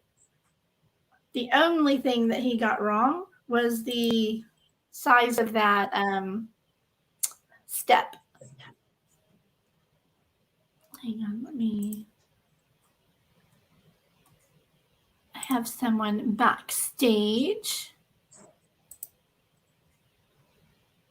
Hi, Shams, don't care. How are you? Not going to have your camera on, right? All right, here we go. Can you hear me? I can. Hi. Hi, Ronnie. How are you? I'm good. How are you? I'm fine. Thank you. You lot have got me so invested in this case. It's unbelievable. But can I just say thank you for having me on the panel? Yes, absolutely. I would love to hear your thoughts. I've been seeing your comments in chat, and I really like them. Oh, no. I've been bombarding everyone on everyone's chat. Yes. I've got so many questions. It's literally winding me up. First of all, I do want to say I have been, I know I live in England, but I do my own YouTube, and crime isn't really for me. But this one is, and I don't know why. It's a bit like a few other cases. This one's captured us, and there's Same a for few. me, Shams. Sorry? Same for me. I'm not really into true crime. It's just this case sort of grabbed a hold of me. Yeah, like I did study, like the Madeleine McCann and things like that. But everybody's loving your accent. This is, let me get the thing off the screen so you can see who she is here. Hang on. Deb, weren't you on panel with her at the Lotus Eaters Lotus? I can't remember the name of the podcast, but there was I've been on a few panels before. Yeah, yes. I saw her on panel the other day. You do you cover the royal family and that? Is that correct? Don't watch it. Yes, you're the one that said you mainly interested. Yeah, if you like Meghan and Harry, you won't like me. I always followed Lady Di. That's really the only one I cared about, and her boys. Oh yeah, I did like Lady Di. I'm a big fan of the show Suits, which Meghan is the star of Suits, and it's a well, legal... there's a few things going on with Meghan. She will be back soon. She signed a contract with one of the biggest Hollywood people, but that's a different story. Can I just ask, do you know Dylan? She's very tall, isn't she? Yeah, wasn't she like 5'10"? I mean, pretty tall. Now, how tall is Brian? Speculation is that he's like 6'2" or something like that. But apparently his driver's license... I don't even think it's speculation. We definitely know he's over 6 foot.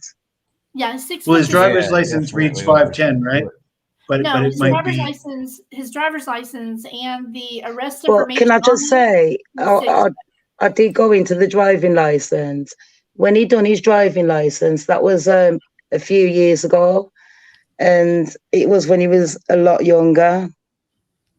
And since then, he didn't upgrade it. I don't know how you lot do your system in America, but in England, it's a bit different. But, I mean, we don't even have our height on our driving license. Your accent is beautiful. We don't have our height on our driving license, so I didn't know that you lot had it. Well, if you do, I'll have to have a look at mine, but I didn't know. But yeah, Brian, it is said that, I did read it, he's over 6 foot. I think he is 6'2". That's what I thought, but After I read it again, I think someone said it was 6'4". But anyway, regardless, the point I'm trying to make is Dylan is very tall for a lady. She's over 5 foot hard. Look at her statement. She says she saw a gentleman that was 5'8". If she saw someone that was 5'8" and she's that height, that was someone that is her height. Am I lying? Well, no, If you saw someone that was 6 foot hard, you would say they're 6 foot hard, and possibly with shoes that Brian would have had on, if Brian is the potential one. He would have been slightly taller as well. So she would have said he's over 6 foot.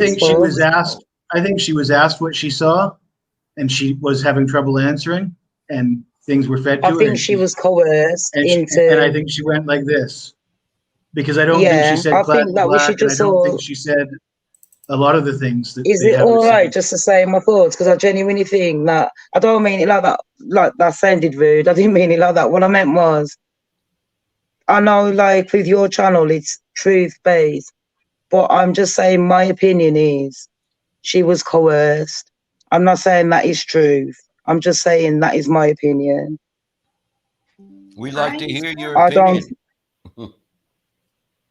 I'm trying to find them all together. There was one photo that I have of them all together where you can see that she's quite a bit taller. Yeah, Shams, a lot of people feel that way, and coerced for me is perhaps a strong word. I wouldn't go as far as to use the word coerced. Yeah. I would say led. Do you know where I'm coming from? The language to me suggests she was led. Like, yeah. And not only that, we have the fact that she could be on the hook for not calling 911. You know, LE could put some pressure on her and say, "Listen, you need to in order to make this go away for yourself." Yeah, I mean, they could put pressure on her and say, "You have to give us what we want, otherwise we have to look at you." And you know, I mean, I believe she does have a lawyer. I believe both her and Bethany have legal representation because they're, you know, because they feel that they need it. And you know, in that sense, they're going to say whatever they have to say to make sure that they stay out of trouble themselves. What do you make of Bethany Funk? Because I find it's just a complete mystery. I mean, there's really no information out there that lets us know anything unless anybody has some. Do you have any information on? I just don't. No, what it is, I'm looking at the prosecution side, and I'm also looking at the defense. I mean, the prosecution, they haven't got to sit there trying to prove who the killer is. They've just got to try and prove the truth. And like the defense, I mean, Brian could have told them that he's done whatever he's done. And there could have been a number of reasons. People say, I don't understand why he would be driving around late at night. I could sit there and give you 20 reasons why it sounds a bit dodgy for Brian, you know, like the knife sheath. Yeah. How much coverage is this getting where you live? I can't see your name. How much coverage is this getting where you are? In the UK? Yeah, like in terms of Put it this way, there's two big cases in the UK right now that a lot of streamers are covering, and it's gone. This year has gone quite, I think, since the Shanquilla Robinson case, and then it went on to the Nicola Bulley. And now it just went from like Shanquilla to the Ida 04, and then straight away it was like Nicola Bulley, and then you've got this new lady. Well, we've got this Keeley. We're all picking up on this Keeley lady. Well, I think that's an old case because I could have sworn that was the lady that drowned in the car. Yeah, a year ago. Yeah, that's old. Yeah, and that one was dodgy to me. That was a couple of years ago. That's very dodgy. I mean, come on. Sure was. I don't even want to go into that one. Absolutely. But like in terms of your mainstream media, like, is Idaho still a lot of people are interested in the Idaho because it's weird. we feel like we've been taken for fools. And like I'm saying, the reason why is because if you look at the Shanquilla Robinson case, you've got people that are on the media filming what happened, and they've got away with what happened, as you know, if anyone knows about the Shanquilla Robinson case. Then we've got the Ida 04. You're trying to tell me someone went into an house, yeah? He doesn't know not one of them. Never met them. He probably has seen them once in a while, but he's never met them. He's new in the area. People say new in the area. I could be in a holiday resort, and within a week, I know half of the villagers. So I don't know. Some people are shy, some aren't. Brian's not shy, and I don't understand this incel because there's lots of evidence that he's had girlfriends. Yep. But anyway, you're trying to tell me Brian's driving around and he's just seeing this house. He thought, I'll reverse. I've seen a load of cars. I'm just going to go in. Don't know whether it's opened or not. You know, none of the doors. But I'm just going to walk in. And then on a live within 7 minutes. And bear in mind, the only reason we know anything about when they were unalived was because of Dylan and the phone. Now, I'm not being funny. If I had done anything like that to any of my friends or any enemies, whoever, and I was planning this, you got to think like whoever's gone in there, everyone's getting too much emotions into it. You've got to think, if you're going in an house, do you really think how big you are as a man or a woman, that you are sitting there, do a gym, sit there running up and down the stairs for like, I don't know, 5 minutes? And tell me how tired you get. I don't think the timeline makes sense. I don't The think timeline motive makes 100% sense. does not make sense. And that's why a lot of people are going to be sitting there blaming Bethany for life. And it's probably not her fault. But can you see why when people are saying, don't blame Bethany? I'm not being funny. I don't care whether she's 20 years old or 50. I don't care whether she's a man or a woman. But 8 hours is ridiculous. Hey, I wanted to no stop one for gets just a shocked second. for that long. Thank you, Brian, for this super sticker. I appreciate you. Thank you so much. I appreciate you back. Thank you. Oh, that was lovely. So I want everybody to remember, let's discuss theories and possible scenarios and cases. But yeah, don't forget, I'm not blaming anyone. This is just a theory because it's not dealing, at the end of the day, regardless of what I think, I genuinely do not think, even if Dylan says, yeah, go and beat up my friends, I don't think she thought that was going to happen. I don't think any of them thought, whoever even done it didn't even think that was going to happen. This was meticulously planned. Yeah. Someone went in. You've got to think, when you go up for that kind of charge, in England, if you go up for you know where I'm coming from, the main one. Uh-huh. You have planned, that means you have planned it. You've gone, you know what the plan is. Someone has planned this. They've gone in, they've cleaned it up. They knew exactly what they was doing. They left no evidence apart from one. Now, don't forget, when you read what the defense and the prosecution have said, in the statement, it actually tells you that there was actually another DNA. It does not say another DNA, but if it was Brian's DNA, it was the defense that brought it forward. So if it was Brian's DNA, they wouldn't have been questioning that DNA inside the sheath. So the only DNA they found of Brian's was the one DNA. And that's what people don't seem to get. Because when they were saying, why is there another DNA inside that sheath? They didn't say it exactly in those words, but that's exactly what they meant. I would have thought a lot of lawyers would have said this. A lot like of people in are England, speaking that's about how it we on know YouTube. it. I mean, you must be familiar with Harsh if you're British, right? Yeah, I like Harsh. I call him, you'll see me on his... Well, I'm a little biased. I'm always the first to call. I'm not biased. I'm not biased. One thing I'm not is biased. When it comes to Harsh, I'm biased about his videos on the DNA because I personally think his best video about the DNA on the sheath is when he cites me as an example. A comment that I left in his chat, he made a video about it, and the point of it was that the sheath doesn't put BK at the house. The way, if we're to believe that's the thing with DNA. I think you mentioned it, or a few of you have mentioned it very well.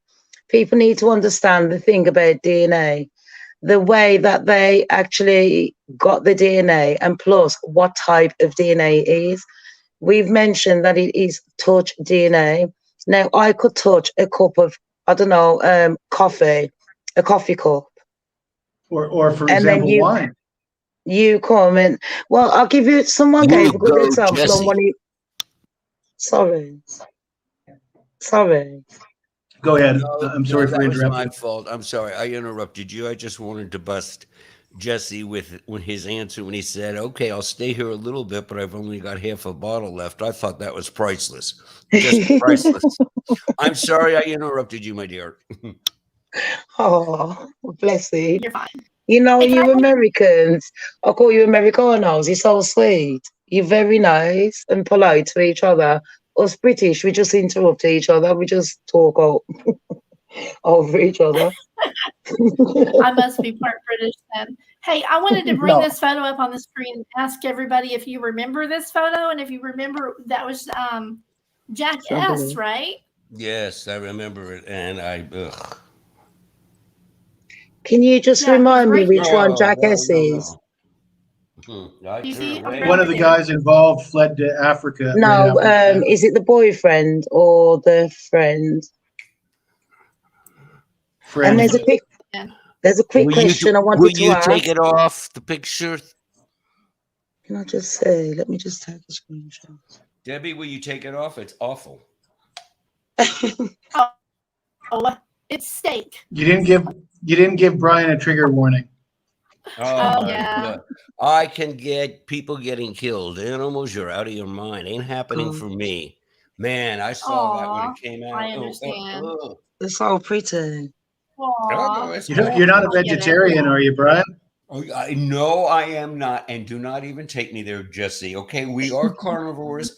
And if you guys notice, everyone in Whole Foods is green, pasty, has acne, and weighs 12 pounds. We are animals. That's right, Brian. Okay, so that's right. I don't know about you guys, but I know I'm an animal. Absolutely. Eating lettuce. Oh, I give it to a rabbit. Me, I want a cow. Well, I had a roasted pork chops for my dinner today. Yeah, I had a roast dinner today. It's British dinner. And then I'm doing my Jamaican food in the week. Oh, and in between, is that part of your accent? Is that what some of it is? Jamaican? I was born in Jamaica, and okay. I live in No, I don't live in London anymore. I live in Birmingham. I used to live in Wimbledon. Okay, that is why the accent is so pretty. It's the Jamaicans. Hey, I've been on TV as well, you know. That's why it's different. No, I'm not joking. I have. Only British TV, not over America. But yeah, I've been to America a few times. I love it, and Ida always scaring me. I want to know, what was it, Maddie or young Kaylee? Which one said something about Adam? I want Adam to tell us. I know I'm just being nosy, but what did they say to Adam? Because I think that's a clue. Yeah, you'd think that the LE had to vet that, and that they have to be really comfortable with the explanation that they've been given. I think that's in the gag order. Yeah, I think so. So hey, it's unfortunate. Hey, Sherry, I saw your chat here. It says there's a video she wants us to rewatch. Can you email it to me? And I'm going to go check my email because Tracy said she emailed me something too.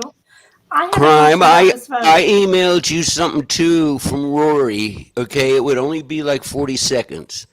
Okay, so I just want you to Okay. know if All you're right. going into your email now, I did send you something. Okay, cool. I'm gonna go in my email in just a Okay. second. I want everybody to look at this photo. This is from the night of the 13th. Let me go on my other Like, phone. 2 you know, seconds. they were discovered, on the day of the 13th. This is that night, the very first night. The crime scene tape on the back here. Look up here. This is Kaylee's room, right? Yeah. Good I know vibes, it's hard to son. zoom. There's a good vibe There's side. no. It looks pretty clean. Let's have a look. Is that not the pillow and the blanket pulled back? Like, you can see the sheets, you can see the bed's made. Yeah. That is what I'm seeing, right? Oh, hey. Robin Latham says, thank you for having us, CrimeSleuthin. Absolutely. Thank you so much for this super chat. I really appreciate you. Thank you, thank you, thank you. Sunflowers are my favorite. She gave me a heart too. Thank you so much. Debbie, what are you on the bottom picture? What are you trying to point out? I mean, some of it might be. Well, it looks remarkably clean to me for what was supposed to have occurred there. White sheets. White, yeah. Oh, I can see a bit of red. Is that red? See, I think it kind of looks like not clean. Yeah, is that blood there? Yeah, that's what I'm thinking, my dear. Where? Is it, or is it there? Yeah, no, go up a little bit. Yeah, I can see the blood. Yes, I think that it's is blood. a string. Yes, that. No, go. That's a string of light. Oh my gosh! Look to the right, to the right. That's all that is. Yeah, that's what I'm looking at. How many of us thought they were utterly disgusting not to wrap the mattresses in black plastic? Give me a break. Oh, I thought that. Dudes, give Well, I me mean, a why break. would the drapes be open? Why you shouldn't even be able to peer in there, should you? I mean, No. Oh my gosh! You're dragging out mattresses with see-through I was plastic on it? shocked. Okay, To me, it get was like black they wanted us plastic, to see that they asshole. was doing something. It was like this was awful. It was an act. Sorry, it was just like they wanted us to see what was going on. Look at the first day they went in. They didn't have no mask, nothing covered up, and then day 2, day 3, it was all covered up. You can't find black plastic when you know this is being broadcast globally. You idiots are playing mover for a day in the middle of a quad murder, but the whole police department has time to play mover for a day. I mean, are you serious? I was thrilled when the asshole got his U-Haul stuck in the snow, you schmuck. Okay, but that's not okay, you guys. Black sorry. Look at the black plastic they have on the top picture. You're telling me you couldn't find that for the mattresses just out of respect? Just out of respect? Deetra, this was definitely not like, are you thinking that we're seeing design on the blanket? Because it was, yeah, that's the red stuff. I think it's disgusting that we can actually see all. Well, not. No, You know, to like me, it looked like blood. And the other picture. Oh, now that I know is blood. definitely. Oh my gosh, that is definitely blood. Okay. First off, y'all shouldn't be playing movers. You're in the middle of trying to solve a quad murder. Let's not all go be renting U-Haulets and moving and touching furniture and moving out crap. Just ridiculous. It's all going to get tossed. They just kind of threw it in the back of the truck and they were throwing things on top. Oh, it's and the trash bags over here. I just found it very disrespectful. Awful day. I was stunned when they came out with the clear plastic. What is wrong with you people? And meanwhile, he's like on TV playing, we care so much about the victims. Asshole, your people are carrying out blood-stained mattresses that are being aired across the globe.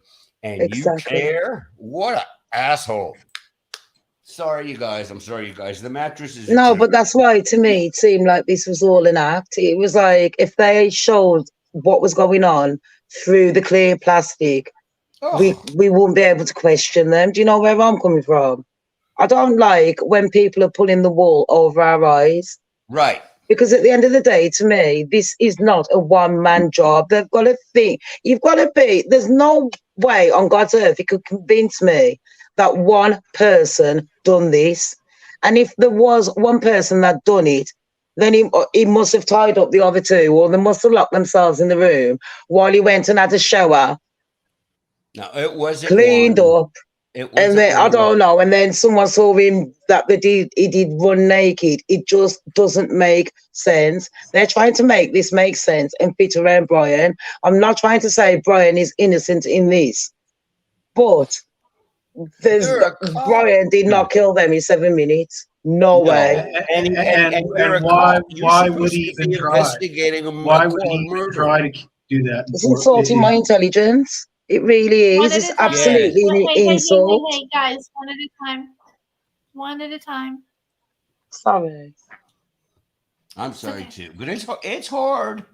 And I mean, to me, just right now, the last 60 seconds, it was neat to me to see Jesse having the same trouble in terms of stepping over people, because this is hard. We don't really know each other. We don't know each other's pacing in terms of verbally. And so it is hard not to accidentally, interrupt each other. But I'm getting better at it. Well, I thought I was till just Me now. too. But you know what I mean. But it is hard. I've only been on YouTube. 6 years and I'm still rubbish.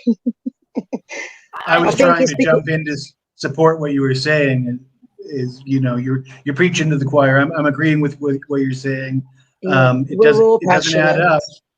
It doesn't add up. And additionally, whether it's possible or not, even if it was possible, why would you try to do it? Why would you do it in that manner? Do you know, I'd be so angry if Brian came out with, right at the end, oh yeah, it was me. I'm kind of angry, to be fair. I don't know about any of you, regardless of whether he's innocent or not. I'm angry that he's leaving it. He's left it this long just to tell us his alibi was, I was driving around. Because then that makes me question, is he scared of something? I think what happened there is, or is he playing his lawyers probably know. His lawyers probably know that they can put him in the car, so they can't. So they know that if it's going to come out in court that he was in the car in Moscow, he better fess up to it now and just stick with that story. Because, and from my point of view, from where I'm sitting, I never thought that he was sleeping at home. I always thought he was in the car driving around. She wasn't losing weight. I worked out every day for a year and just lost. No, you blew me away, Jesse, when you said that the other day. That was like, it made me feel better. It was like, sorry, you're right. Of course, there are cameras that have his tag. They have his tag. Okay, come on. I mean, the intersections by Steptoe Apartments, like 3 or 4 of them are like 16-lane things. Well, they must have something, because she wouldn't put him in the car. Right. If she didn't have to, Mob I don't crew think. showed the cameras right by his apartment complex. They are very new age. They are sophisticated. And we all have gotten tickets from cameras, you guys. Of course, they have his tag. So when you said that, though, that helped me, because up till you said it the other day, to me, the alibi is like, what the hell are you people doing? But the way you worded it was right. They have to put him in the car. Okay, because they have his tag at 16-lane intersections right by Steptoe. Those cameras are catching our tags. In one of the I comments, think they have a lot of stuff. They have a lot that it's hard to say. It's hard to say he's not involved and he just didn't do anything wrong. Doesn't mean involved. Doesn't mean he might not have unalived anybody. No, but he has. Didn't kill anybody. But there's enough evidence in my mind that says he's involved somehow. We know something. I've got to agree with that. 100%. He just didn't kill anybody. That's all I've been saying. This is He's totally involved. this is what. Here's the Rory. Thank you, this is what, Debbie. Brian. Thank you, Got Debbie. it up. I'm going through my emails now, so my email should be Thank in you, chat if Debbie. anybody wants to send me anything. Absolutely, I'm going to play this. This is from Thou Shalt Not Kill True Crime. Rory, he's a cutie pie. I'm sorry. Oh, he is. Yeah, But I 522 is incredible. Go Yeah, to I like that Okay, so one. I'm going to play this. However, I saw the title. Okay, so I'm going to play my disclaimer. Okay. One moment, and then I'll play the video.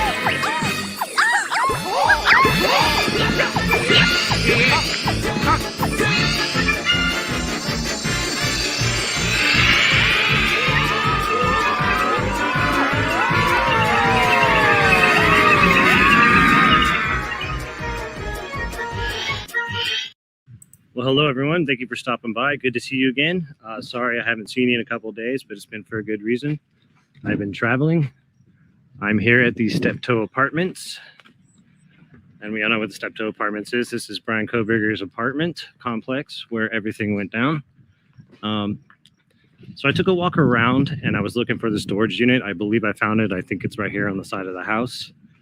So this, I'm going to be doing a series of videos while I'm in Pullman and while I'm in Moscow. So this first part, we're going to start at Brian's apartment and we're going to take a look at his perspective. We're going to get into his mindset.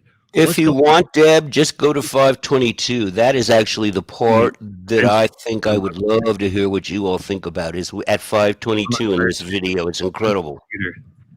What's going on? So as you can see, there's people still around here. We don't want to get too nosy, so we'll walk around. Let's go find this storage unit.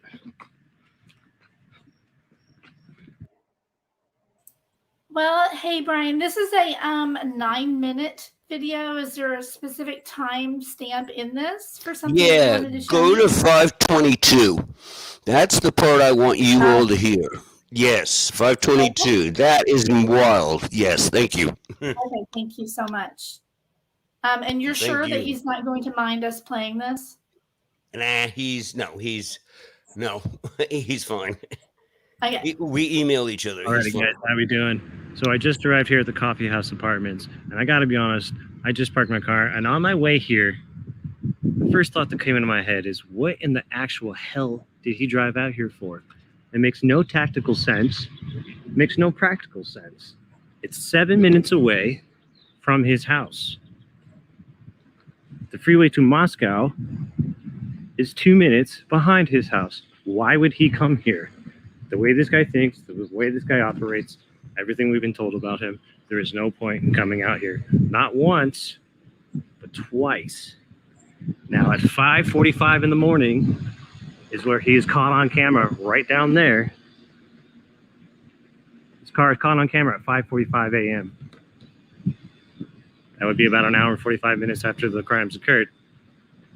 And then, as I've stated previous, at 2:45 a.m., he's spotted behind the building. Why did you come here twice? Are you here to pick up Brent Kopacka? Because this is where Brent Kopacka lives. This is his apartment complex. Now, to remind you of why... I'm just going to pause it for fair use and to make a comment. I do need to go back and watch and see how he mapped that out. I remember seeing part of this video when it came out. I didn't have time to really dig into it, so I don't know. I haven't seen the actual PCA with the mapping. That would be helpful. I don't know if he did that or not. If he happens to come in here, let me know. He can hop up and explain if he'd like to. Explain a little more about it. All right, here we go. Oh, and how far do I need to play? Looks like it's going to go, okay, Coffee House Apartments. Plays the rest of it, so we've got 2.5 minutes to go. Why Brent Kopacka is on our radar, it is because on December 14th at 9 p.m., the Pullman Police Department is called because Brent Kopacka is threatening to kill his roommates. What is the real story?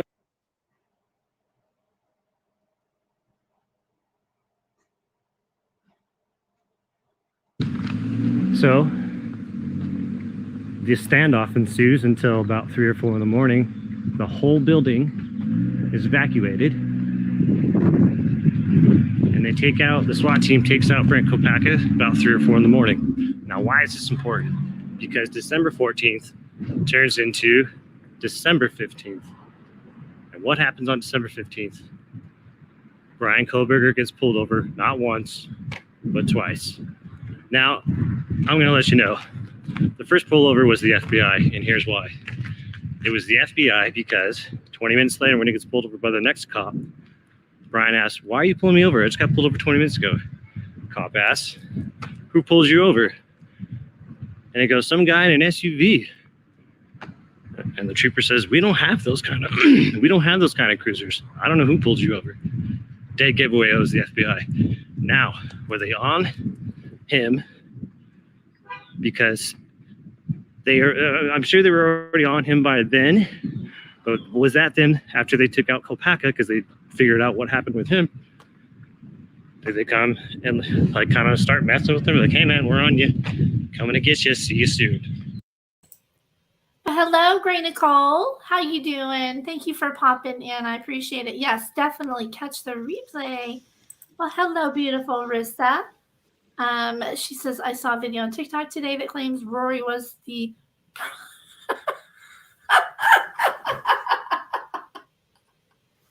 Oh my God. What? His name was Eric Grower. It wasn't Rory. No, was not Rory. That's I funny, hate to though. confess this, but to me, the last name is funny. You know, in the gay world, it's like, "Hi, I'm Mr. Grower." It kind of could be a good hook. Oh, that's funny. Okay. Hey, Candy. He should be a comedian, that one. Oh my gosh. No, that's been researched. The name of the, let's not put names in here, okay? But yeah, that is true. Okay, and Debbie, can I just tell you this? This is, and get the pen or whatever. It is in the PCA. Okay, so you ready? It is, it is Stadium Avenue and Nevada Street. And then, which one was it? Was it the coming or the going? Oh, shoot. Okay, it was the John. Oh, when Rory pointed down the road, that is in the PCA. That's the Johnson Road one. And it's also in the PCA about the road right behind Brent's building. Behind the 252 part, it was 9 minutes where he was like seen right by Brent's apartment complex. And then 9 minutes passed, and then he was seen again at the same intersection right by Steptoe. So the bottom line is he didn't go the right way over to Moscow. He went to this complex for some reason. 9 minutes passed, and then he showed back up on the way over to Moscow. And then 3 hours passed, and he was seen, the car, the phone, the whatever, and it is all in the PCA, was seen again at 5:45, and that is the Johnson Street one. So the only conclusion that is reasonable and fair is he picked up Brent. You guys, sorry, you all don't like that. He picked up Brent. Okay, they went over there. What I think happened was Brent and whoever else hopped out of the car before 3:29, and they walked up to the house. And Brian is sick, okay? So he acted like a total fool, running around, driving around like a crazy man, noticing, let me get noticed. Let me go burn rubber while my friends are in there killing 4 people. I mean, and that's Brian. Brian's sick. Okay, I've got to say, I agree. But what I'm saying is he went to Brent Kopacka's apartment complex twice at 2 something and on the way back. That's all I'm saying. And I know everybody says that. No Brian, no Brent. Trust me, y'all.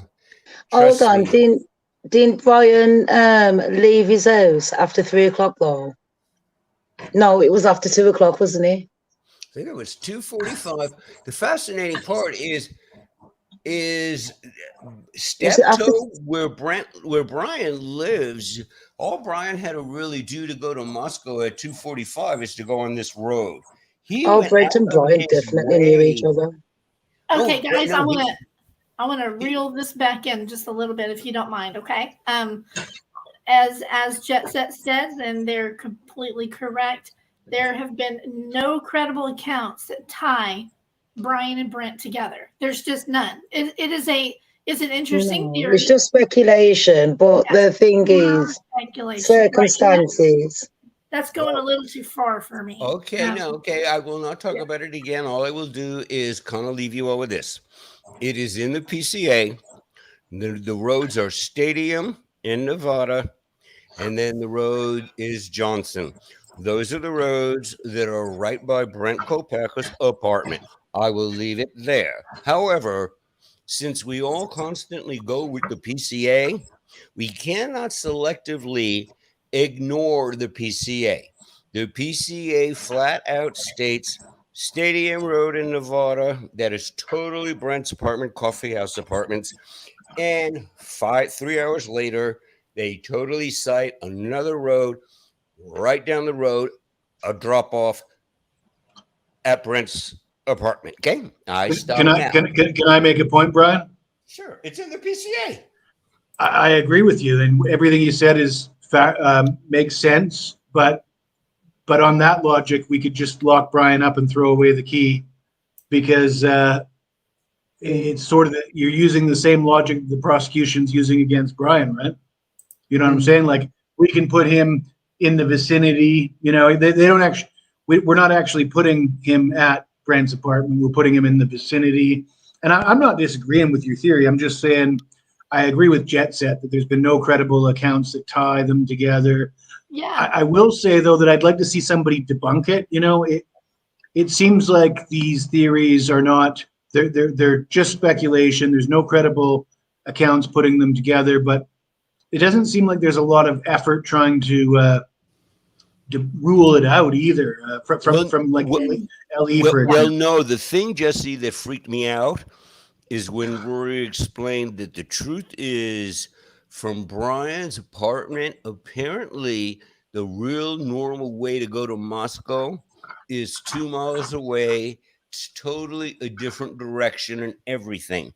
Okay, so if Brian from Steptoe, guys, no. Brian, no, we're going. I'm gonna have to say what Carol says right here. Okay, we're going to allow Brent Kopacka to rest in peace. Yeah, rest in peace. He was a veteran, and he can't speak for himself, and we haven't got the facts. Yeah, the very second that somebody shows me a connection between, I do believe. Don't get me wrong. I do believe, but I do agree. We need to let it rest. Yeah, let's let that rest for now. Okay, I do want to bring this up, you guys. This was emailed to me just a minute ago. Okay, so Brian, this is a screenshot of an article. It says, let's see. Told a neighbor he believed the unsolved killings were a crime of passion. But down here, Tracy said this is what caught her eye. And she says, let me make it full screen for you guys. Brian's neighbor, who appeared in court on Thursday, lived in the same off-campus apartment complex as the alleged unaliver, 7 miles from the house. Okay, so she says in her email, I brought the neighbor thing in chat, and what stood out to me was they say at the bottom of the screenshot that the neighbor appeared in court on Thursday. Isn't that interesting, you guys? Yeah. This person actually appeared in court. So that would lead you to believe that it's true. So yeah, good find. Which neighbor? The one from his apartment complex. No, I think this is the Martinez man. Down below, his neighbor. He was really sweet, also kind of cute. But I think she's talking about Martinez. That was his last name. He was sweet. He tried to care for Brian, but his wife got creepy vibes. So every time Is that the one that used to go running with him? No, it was the one that invited him to the pool party, but he was really sweet. No, he was a sweet dude. He was sweet, but what can I tell you? He was cute. Okay, that's just how it works. But he was sweet. The thing is in life. Sorry, Sleuthin. All right, so let me check chat. I don't mean to raise my voice at anybody. I had to just step in there. I'm so sorry. No, it's fun, Debbie. It's fun. Let's see. Yeah, I mean that's why I'm cool with talking about it a little bit, kind of see what's going on. But then at that point, we're like, yeah, we're gonna, rein it in. So what we're looking at now. Where is the link? Yeah, exactly. Yeah, soon. And I'm telling you, I want to see that if there's a link. Let me know. If anybody knows of one, please email me. The only link I can think of is, I'm not going to lie to you. Do you know? Is it Crime Circus? Yes. That's the only link I can go by. And then when I've tried to do my own work from England, it's a bit hard to get access. Publicly Buzz did a video debunking a lot of the stuff that Crime Circus put out I saw that one as well. Yeah. Okay, wait. I'm sorry. And who debunked? Publicly Buzzed. Oh, okay. I didn't see that one. And there was a bit of back and forth between the two of them. I think Crime Circus provided some receipts for some of the stuff he was, but it wasn't. While Crime Circus had the receipts, he could have still had misinformation. So I think some of the videos Crime Circus put out there have been kind of debunked. One of Brent's friends came on, and the one that Crime Circus was talking about in his video. Brent, he was talking about one of Brent's friends and the link that Brent and his friend and the dog had to Brian Kohlberger, and things like that. And I think the dog thing was pretty. I was pretty convinced that was debunked. And that was the. I think that was a scarf. I mean, yes, I've got a scarf that's blue for my doggies, for my little chihuahuas. So But anyway, I can see where they're coming from. When you're trying to get a link to something with the age of Brent and Brian, and because of the close proximity, and then moving together within a month of each other, there did seem to be a bit of a link. But we could be grasping at straws, because if you look in my town, there's a lot of people that have moved around my town the same time as me a few years ago. Do you know where I'm coming from? And I moved from London to Birmingham, and then when I moved here and had my children, the same moms had lived in London, and that's a far place. And I couldn't believe that they lived literally right next to me, and they'd moved at the same time as me. So, anything can happen. But if we go clinically, let's just look at both these two dudes. They're the same age bracket. Yeah. They're single. Yeah. They both are suffering with mental illness. In all likelihood, Brent was self-medicating. We know Brian has a serious history of drug abuse. Back and forth, yeah. They live very close to each other. They both have a fascination with military. So if we look at just they're single, if we just look at the two dudes, the similarities. No. If we look at the two dudes, it would be very understandable socially that they could connect. Brent sold knives online at Marketplace. Okay, so that would fit with Brian's infatuation with I military. think what it was as well, people were questioning the police officers that were involved in Brent's unaliving. I think people were questioning why was Brent unalived, and it was around the same time that the Idaho 4 happened. Okay, And guys. I think I should step down because Debbie is getting very uncomfortable with my discussion with Brent. It's and not that you. well, it's happens. nothing against Brent. I think we was just It happens a explaining lot. why It's people was military trying to. families. I think It's that's why people. military families. They get I all. want to. Yeah, it's a Thanks, shame. Brian. I'm not upset with you. It's fine. I just want to let's not even talk about him Should we until. just change the subject to something else? Right. That's what I people want to. do. I want to thank you so much, Brian, for coming up. I appreciate you. Don't get me wrong. Thank you. Now Be I have good, Jesse. Keep drinking your wine. My dear from Jamaica, you were absolutely charming and delightful. And Debbie, love you to death. I'm going to step down. I am making Debbie uncomfortable. Bye, guys. I'm fine. I know when I need to step up. You're good. But yeah, I do appreciate you coming up. I was looking for a spot to welcome Tiffany is joining us up here on panel. So Okay, no, I'll step down. If I can figure out Step how. down for me. I can step Okay, I'll down figure to out how. you. all right, thank you, Brian. Bye, my Jamaica beautiful accent lady. Oh, thank you. You take care. You too. Bye, y'all. Thanks for the Thank you. conversation and the Lovely. invite up. Be Yes, good. you come up again, okay? Yep. Later, Love Brian. y'all. Bye. Oh, take care, Renee. Hi, Tiff. Hey everybody, how y'all doing out there? It's hot in Dallas, Texas. Let me be the first to tell you.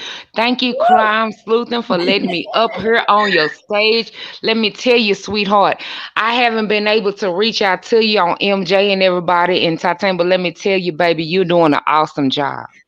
Yeah. You are doing an awesome job, and I'm not going to keep you too long.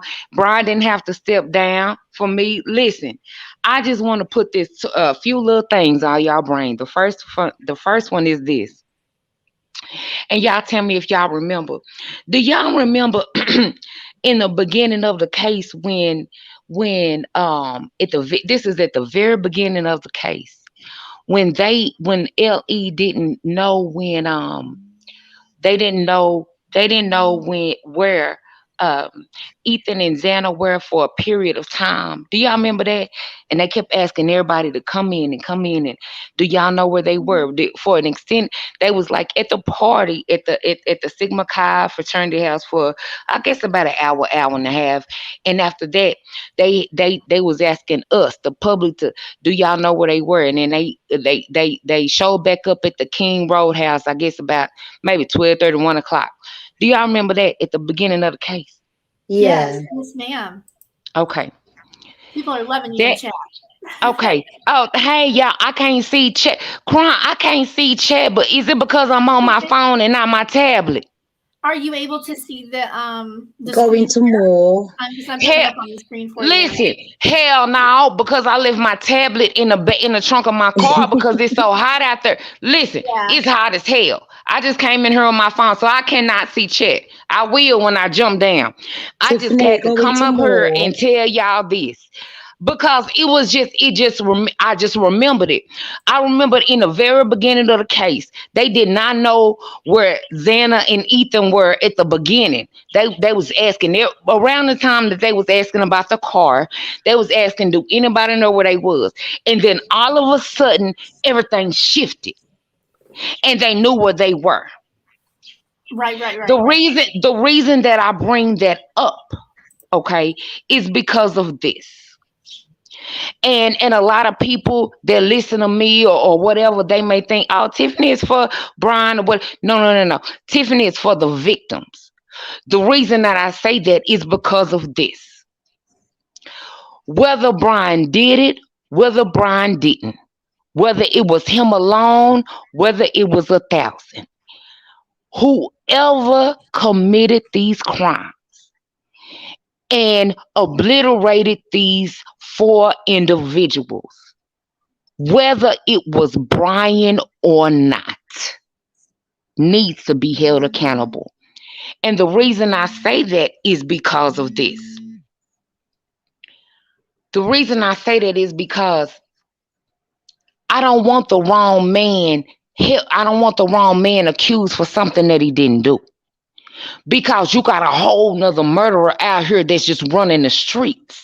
That's Now, my point. what I'm saying is, I'm not saying Brian did not have anything to do with it. I think he was very much involved. Thank you. I'm not taking none of that from him. I think he knew the plan.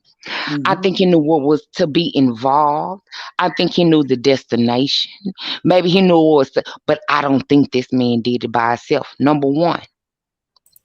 Number one. I don't think he knew the full plan. There is no physical. Let me tell you something. For a You man think he was a getaway driver?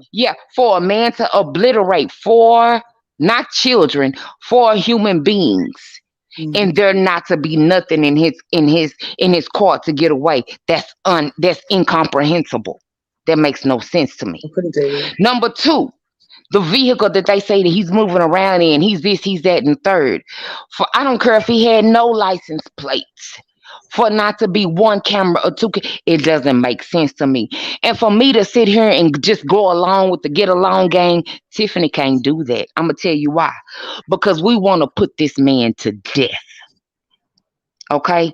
And I'm gonna tell you something. If it was me or if it was my child, I would want Ann Taylor. I'm going to tell you why. Because she doesn't accept anything. And you got to explain everything to her.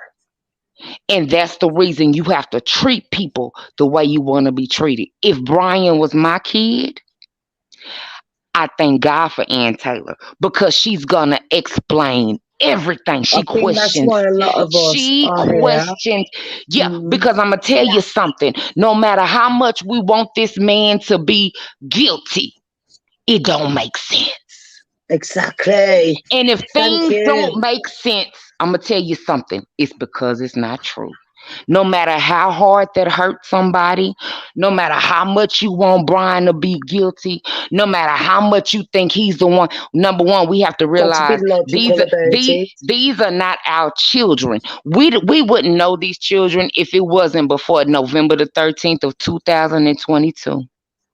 We don't know these people. It breaks my people. heart, but you've got to be logical and take emotions out and be logical, because at the end of the day, like you said, if this isn't Brian, even if it is Brian, what if there's more than one? There's still someone out there. Why, baby, that's why I'm not on anybody's side. Exactly. I'm on the side of Ethan, Xana, Kaylee and Maddie.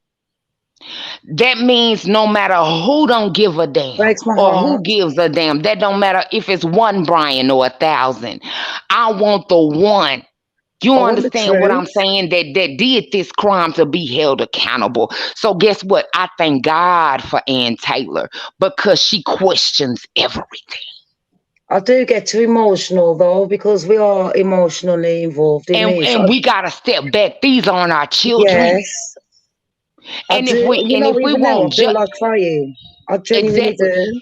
And if we want justice for these kids like we say we do, then you put all skepticism to the side. You put all hurt to the side. You put all of that to the side, and you say, you know what? We gotta go by the facts. The facts are this. They haven't shown us proof that that's this man's car. They haven't shown us proof that that's even this man. They haven't shown us proof that this night sheet has anything to do with this crime. What I'm saying is this: if Brian did this crime, Tiffany is saying hold him not 100, hold him 1,000 cents accountable. Mm-hmm. But if he did not do this crime, let's find the one that did. Because I'm gonna tell you what's gonna happen: a hung jury, and then you're gonna re-victimize these families. Yes. And the ones that's out here that's doing, and I'm gonna say this while I'm on here, the ones that's doing the Dot Lane and WSU Kim and this, that, and the third, none of that even matters. Let me tell y'all this.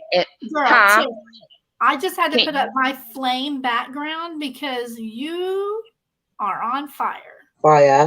Well, I'm gonna say this, crime. I'm gonna tell This you girl this is on fire. because I've heard so much about this CrimeSleuthin and Dave and all this, here, that, and the third. I bet the Listen, CrimeSleuthin. I didn't even know I was on her program until now, and I'm like, I've talked to her before. She's so sweet. no. This WSU Kim and all of this. Her, Oh listen. yeah, I nearly said the real CrimeSleuthin. name then. Yeah, this WSU Kim and this Dave and this, that, and the third. I did Listen. find out though that Kim was real. And it's Linda Lane, and they calling Mr. Gonsalves. Let me tell y'all something. This man is hurt. Very. Not only that, he's vulnerable.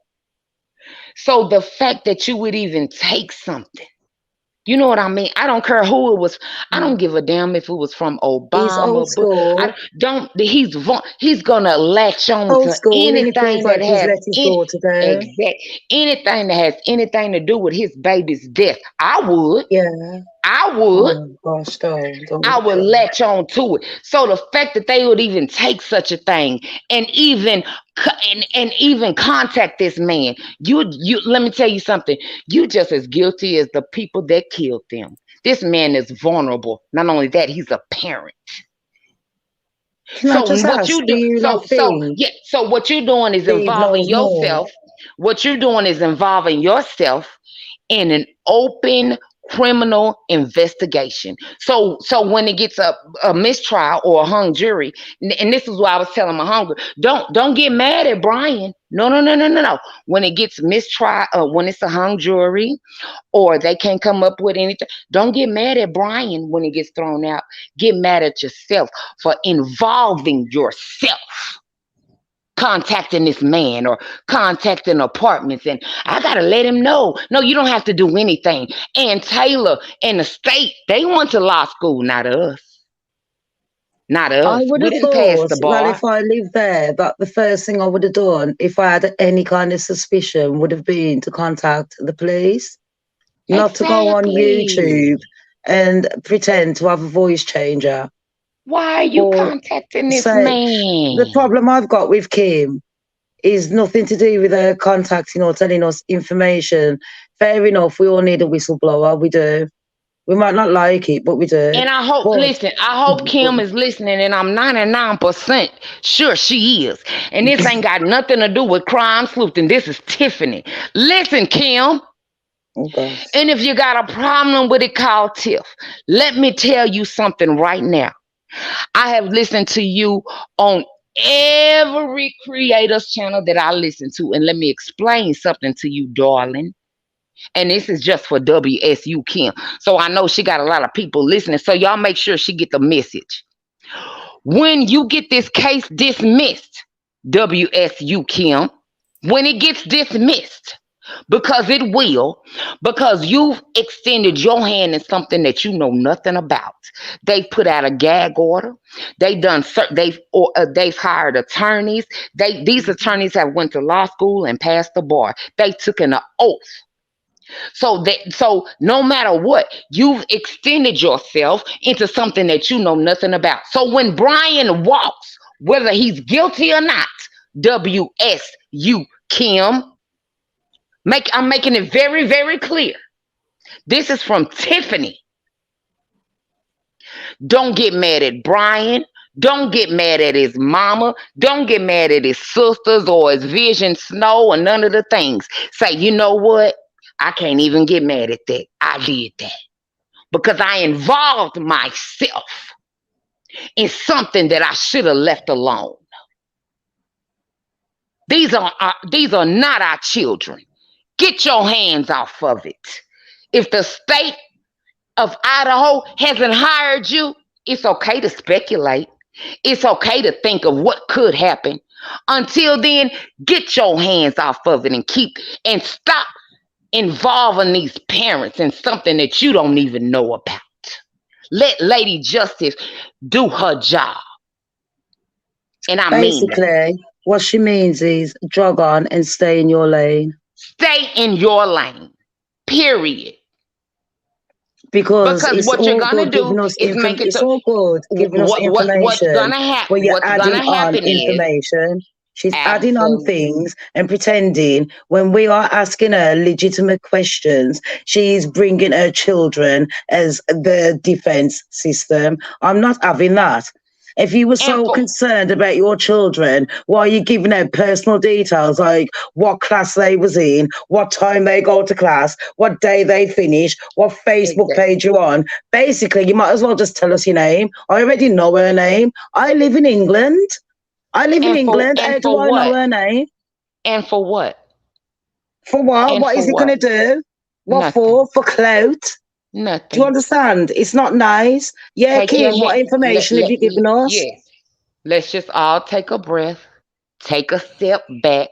These are not our children. I know that through 7 or 8 months we feel close to them. Let me give you a reality check. These are not our children. We won't be next to Ann Taylor or the state. All we can do is speculate, and I'm in there for the victims, whether Yeah, it's we Brian could or never whether feel. it's not. We could never feel how any of those families are feeling right now. It doesn't matter if you can pretend and put yourself and imagine and empathize. You would never know until you're in that situation. You'll never 100% know how correct. you're going to react until you're in that situation.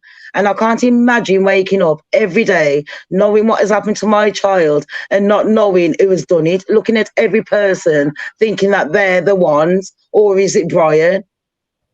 I mean, That's what they're going through 100%. every day. Thank you, 100%. Chemistry Queen, for joining. I really appreciate you. Sorry.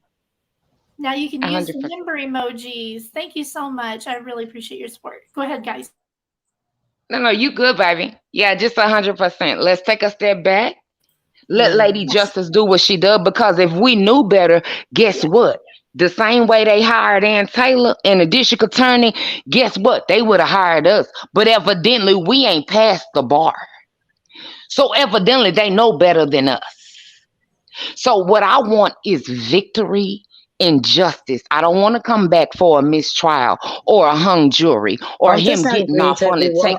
I'm a angry at technicality. everything. So So Tiffany questions everything. Yes. I don't give a damn who get mad. I question everything, from the point that y'all can't show me his license plate, to the point that y'all can't show me his DNA in the car, to the point, prove it. This case has made me go through every emotion you can think of. When I first heard of it, I was like, this is unbelievable. Like, because I didn't know about the timeline. Then we found out about the car. Then we found out that the car was a wrong car. Then we found out it was Brian.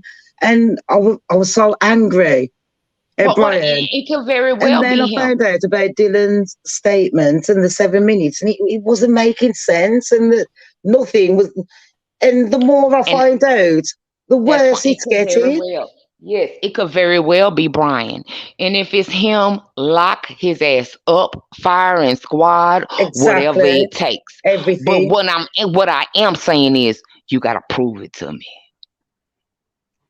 If we're gonna put this man to death, he's got to be you gotta prove it. What you say, baby? I couldn't hear you. I was asking if you have a channel, if you're a creator as well.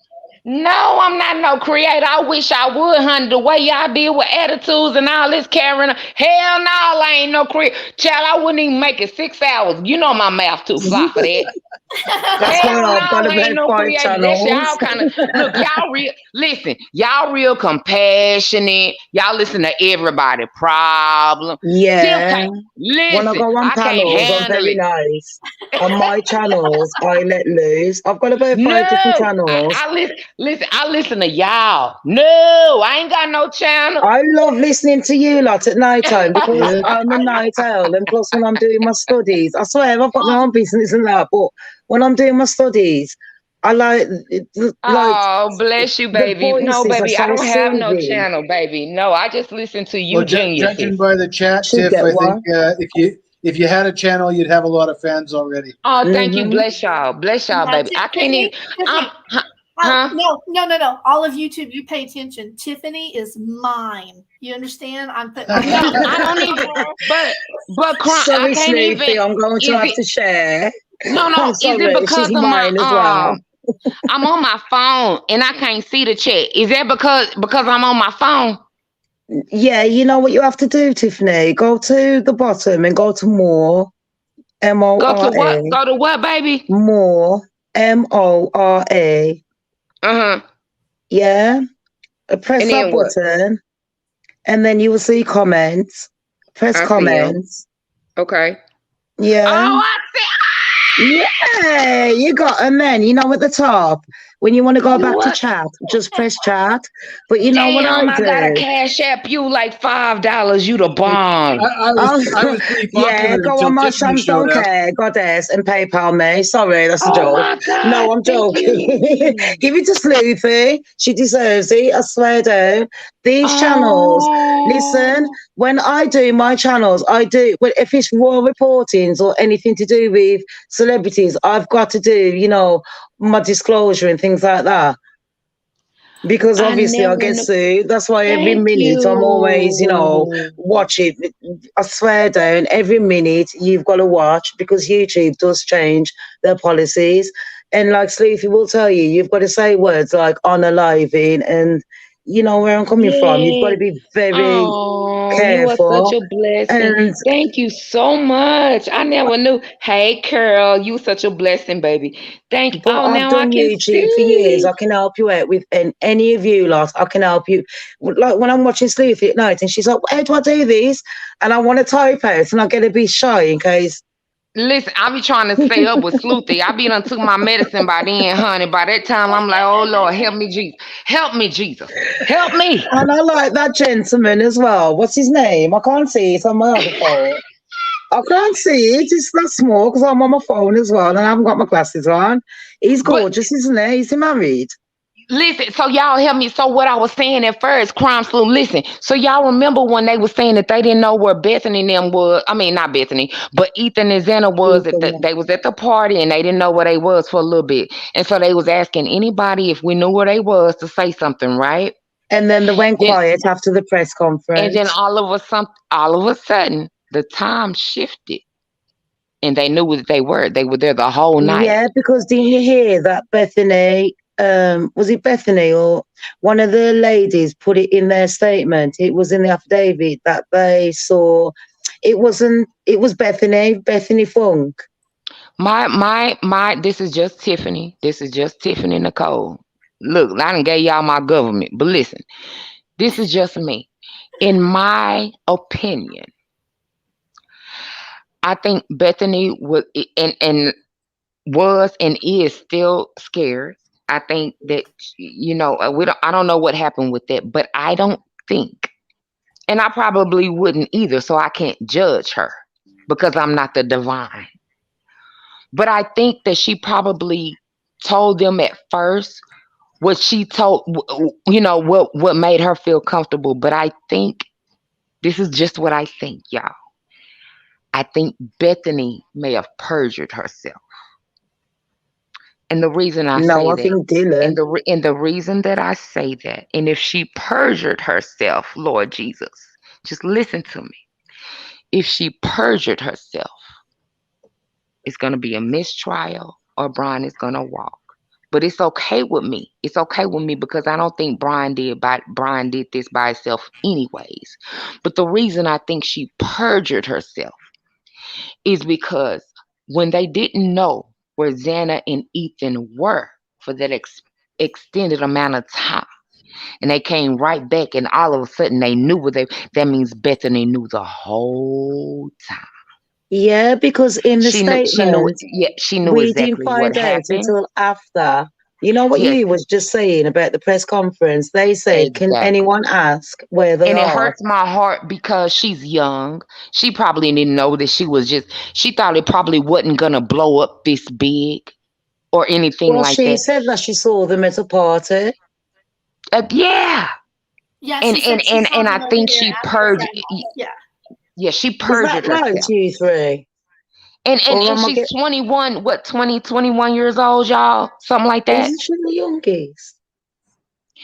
And if she perjured herself under oath, they have no, and Taylor is absolutely right. It's not that she's doing anything wrong or mischievous. If Bethany perjured herself, they have no, especially in a death penalty case, they have no other option but to throw it out and start all over again. But this is why they're trying to get, in my opinion, they need to pin this on Brian, because if they don't pin this on Brian, it's going to be what? The money. Mm-hmm. And I think that's what the exculpatory evidence my camera's is. showing me window because I'm in the dark. Yeah, I think that's what the exculpatory evidence is. I'm looking at the window. But who wouldn't under that kind of pressure? Who would? I probably lie too. Seriously. Hell no, I don't know what the hell happened. Oh gosh, no, you'd lie about that. 4 friends. No, seriously. 4 friends unalived. I don't even I will be scared. I'm not going to lie. As an outsider looking in, it's easy for me to sit there and say, blah, blah, blah. But listen, I've been in situations before, in a lot of situations. I'm not going to lie, I'm not no innocent girl. Anyone that watches my channel, they'll know my story. Do you know what I mean? I've traveled the world. I'm not innocent. Can somebody explain perjured, please? Somebody's asking, what does perjured mean? Perjure means that you claim something to be true and it's found to be incorrect. Yeah. And you've kind of like malingering. Yeah, if you tell it in court, perjury is basically you told something in court. Yeah, and a it's lie. like contempt, and you've lied, so you can get done for that. So literally, but it depends on your age and if you. But I'm gonna tell y'all something. I'm gonna tell you something. I can't with her line. I'm gonna be completely transparent with y'all. 4 people dead, and it's just me. I'm gonna tell you something.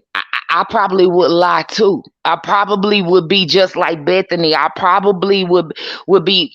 I probably would get in trouble for perjury, especially if my life was on the line. Because I'm gonna tell y'all something. Even if Brian had a hand in this, it wasn't by itself.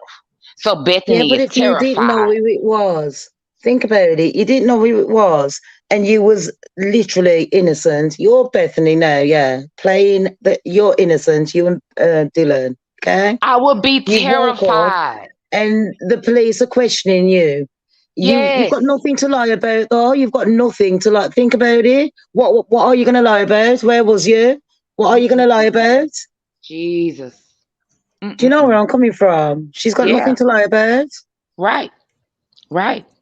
So if she has lied, she's hiding something. And to me, she's hiding something. If she's lying, it shouldn't be weighing on her like that. Exactly. And why is she afraid to go to court? She was scared to even come back to Idaho. Exactly. And all I can say, Tiffany can only state the facts. I've been through too much to play these kind of games. Same as me. The amount of times I've been in and out of court, it's unbelievable. I've played both sides. Bethany knows a whole lot. And what I'm saying is I'm empathetic. I probably would have lied too. No, I'm only empathetic when I talk to you. I get it. Tiffany, do you think that age has a lot to do with our perspective? I don't know if it's age. It might be age, but see, I had a baby at 23. I don't know, but she's 21. Okay. It could be age, but it could be circumstances. It could be because the thing about it is we don't know what all she's involved in, and that's just the truth. We don't know what she's involved in. You know what they say, snitches get stitches. I'm sorry, but when you're at that young age, people do still fall for it, and people laugh about it. Yeah, because the whole time that they were being at that age, and you don't really know people around there. The whole time they was trying to figure out where them babies was, Bethany could have been said they was here the whole time. See, what I'm saying is Bethany could have her hands tied up in so many directions and she don't know which way to go. And I just asked the Lord to give her peace. She done got her hands tied up in something. I'm telling you, that's the reason she doesn't want to come back to Idaho. I'm going to tell you what I think. And this is it. I believe Bethany knows exactly what happened, why it happened, and who it happened with. Just Bethany.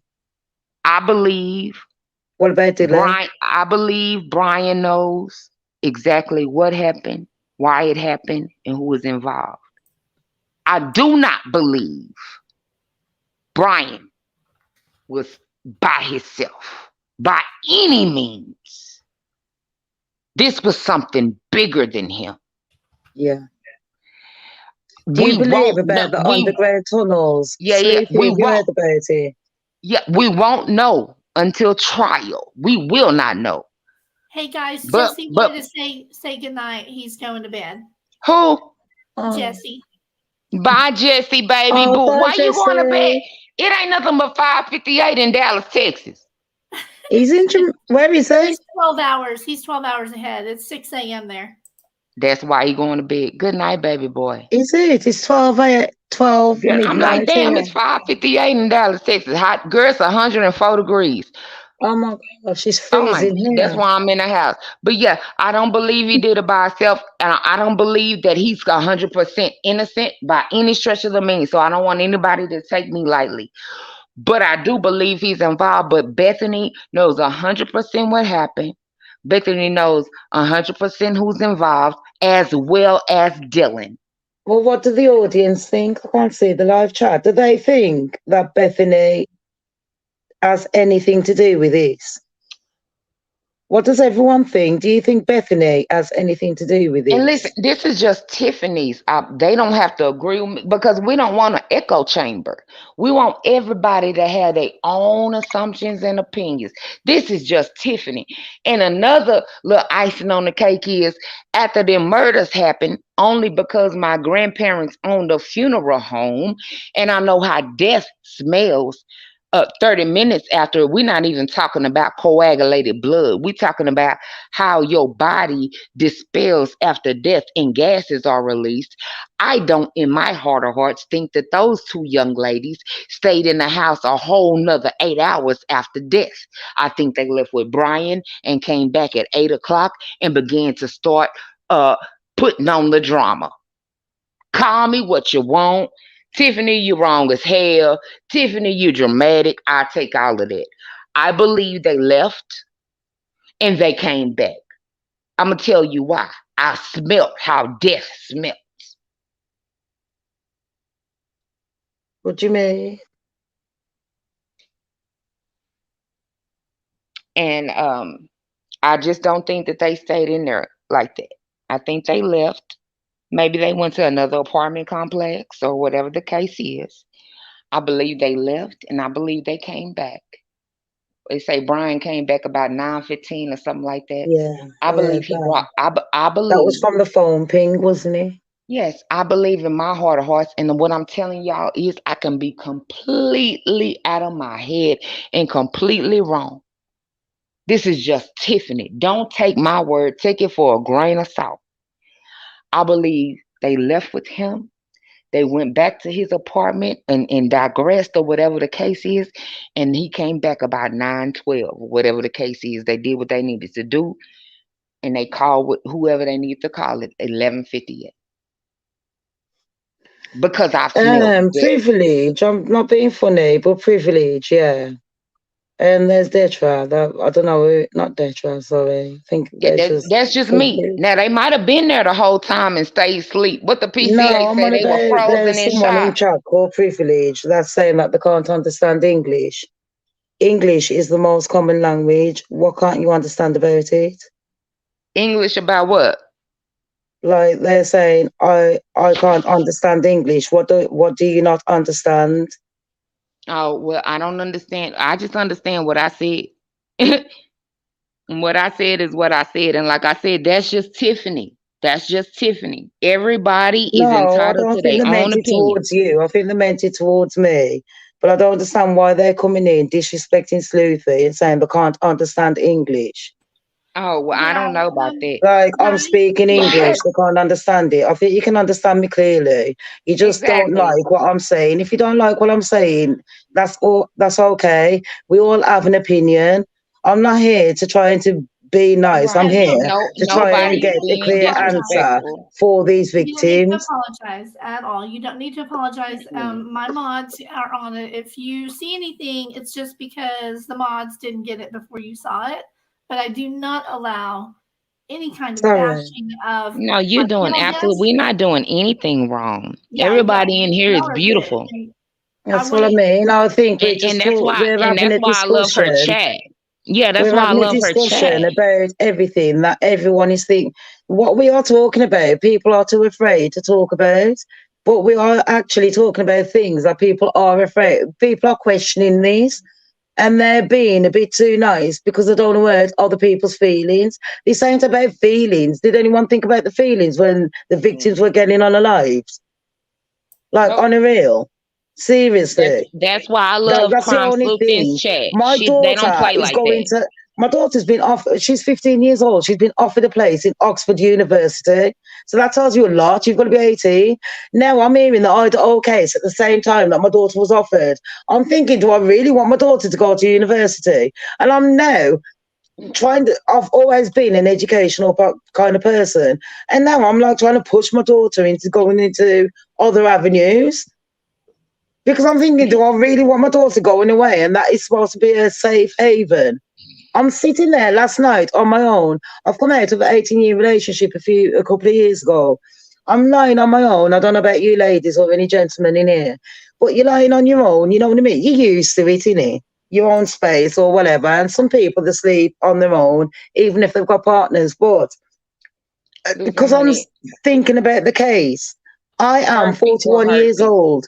And I'm still thinking, what if someone's gone in my daughter's room and I couldn't hear anything and the dogs didn't bark? Because that's the question you've got to ask.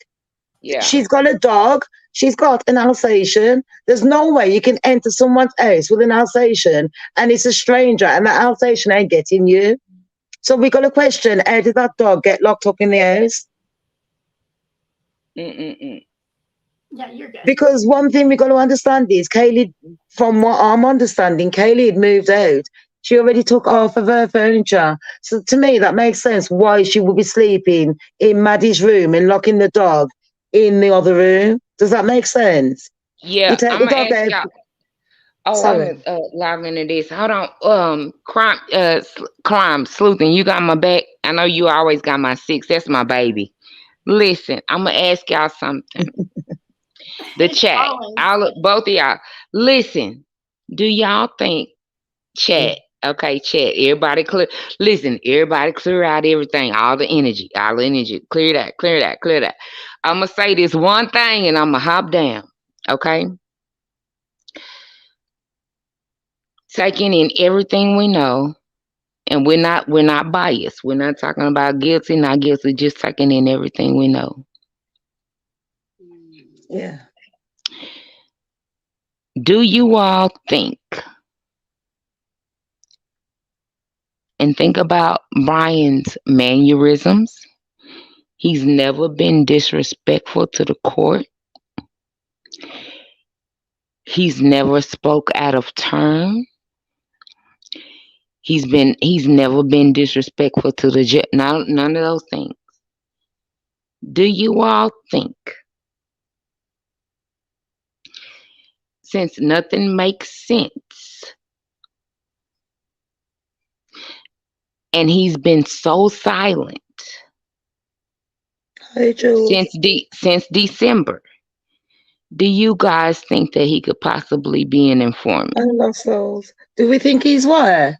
An informant. Who Brian? Who you mean? An informant, Brian. I did think that at one point. I don't think so. Don't you, Sleuthy? Say that again. Say that again, honey. You don't think he could possibly be at like, at all? I don't. I just don't. I mean, if I saw something to show me that, then yeah, I could see it if it was in front of me. That does remind me, somebody emailed me I've been going through my emails, and let me pull it back up here. Thank you guys so much for all the emails I've been getting. Let me see, here it is. Where in the heck did it go? Oh, I just heard, and inform me. Yeah, hey, I'm back. Hang on, I'm trying to find. Somebody just sent me something. Oh, let's have and a I look. had it pulled up, and now I can't find the darn thing. I'm sorry. I'm Okay, let me go back to sorry. my email and get it again. I'm sorry, sis. Always the You're way. fine. It's not you. I don't know what I did. I think I have it opened in that. Oh, there we go. Okay, I opened it in a whole brand new window. There it is. Let's have a look. Okay, so Melinda sent me this. Let's have a look.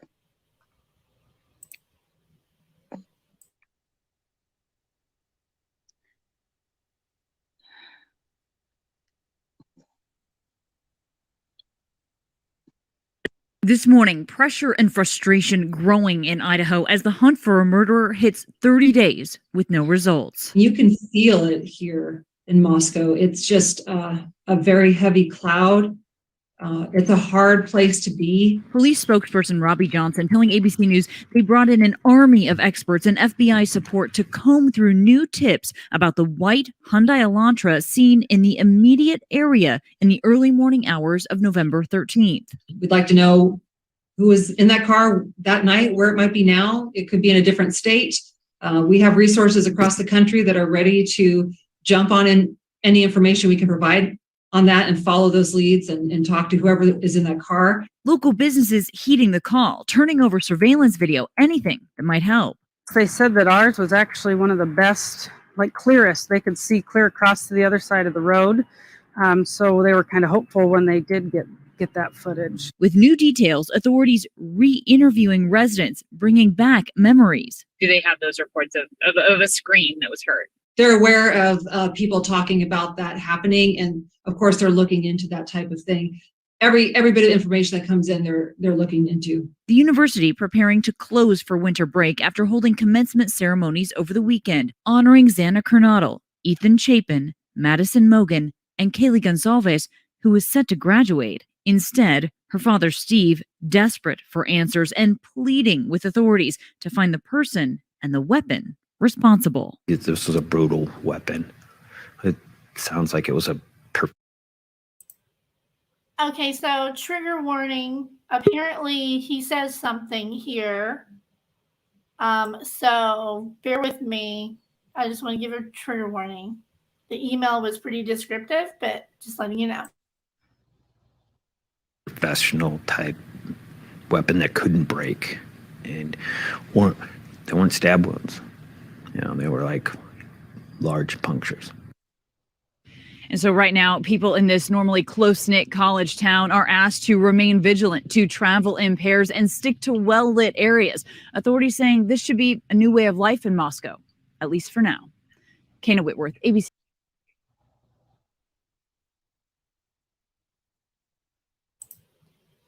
Okay, thank you, Melinda, for sending me that. It says video shows Steve stating they were puncture wounds, not stab wounds. That's interesting. Puncture wounds. So what does that mean? I don't know. I'm going to look that up. He would know. He got to see, his daughter. So, yeah, this is a good point. That leads me to think they found no metal in the bodies from the blade breaking. The family would know that at that point, I guess. Thank you, Jules. Yeah, that is a good point.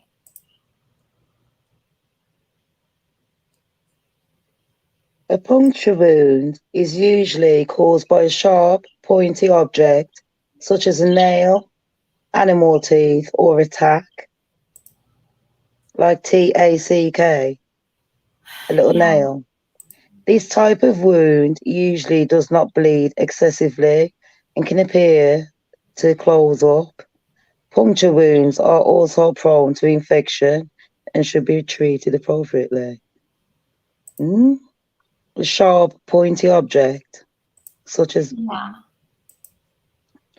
That doesn't make sense. No, it doesn't. I'm reading It doesn't, kind of does a long it? email here. Ooh, okay. Heather, I'm gonna have to read that one after my live, and I'll get back to you on that one if you're listening. Just got that email. Okay. I've got a few more here, but I think that's, let's see. For some reason, a lot of my stuff ends up in spam. They end up with all my Clay Jones emails. If you know, you know. Let's see. I'm going to check chat here, see how everybody's doing. Yeah, I did hear that too. Something about gouges or something. It does say here that about the sharp objects. One of them does mention a knife. You know, don't you? Okay. How deep is a puncture wound? Tiffany, she has a question for you. DS, did you catch my apology, Tiffany? I'm sorry, I got a little heated up, overspoke a little bit, so I sent it through my other account. I personally appreciate you apologizing. That takes a big person, and yeah, I get heated too sometimes. So. Oh, I didn't even catch it, baby. What was your comment? I'm sorry, love. Do you want me to read DS's comment, or I don't know what other account? Yeah, I didn't even see it. I didn't even see it. What did she ask me? It's okay if you got frustrated. Let me tell you something. We all emotional, and most of us are parents. You know what I'm saying? So it's okay. What I'm trying to see her. Listen, I got to take down my braids, and it's 104 degrees. Just tell me, what did you say? It's okay, love. I got you. I answer it. Repeat it, and I'll answer it. I promise. No, nothing like that. I got you. Love you. Yeah, say it again, DS. Whatever it was, that's fine.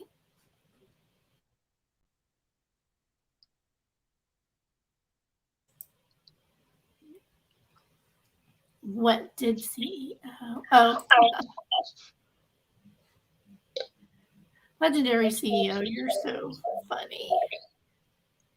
Hey, legendary baby. That's how I be writing to him. I say, hey, legendary baby.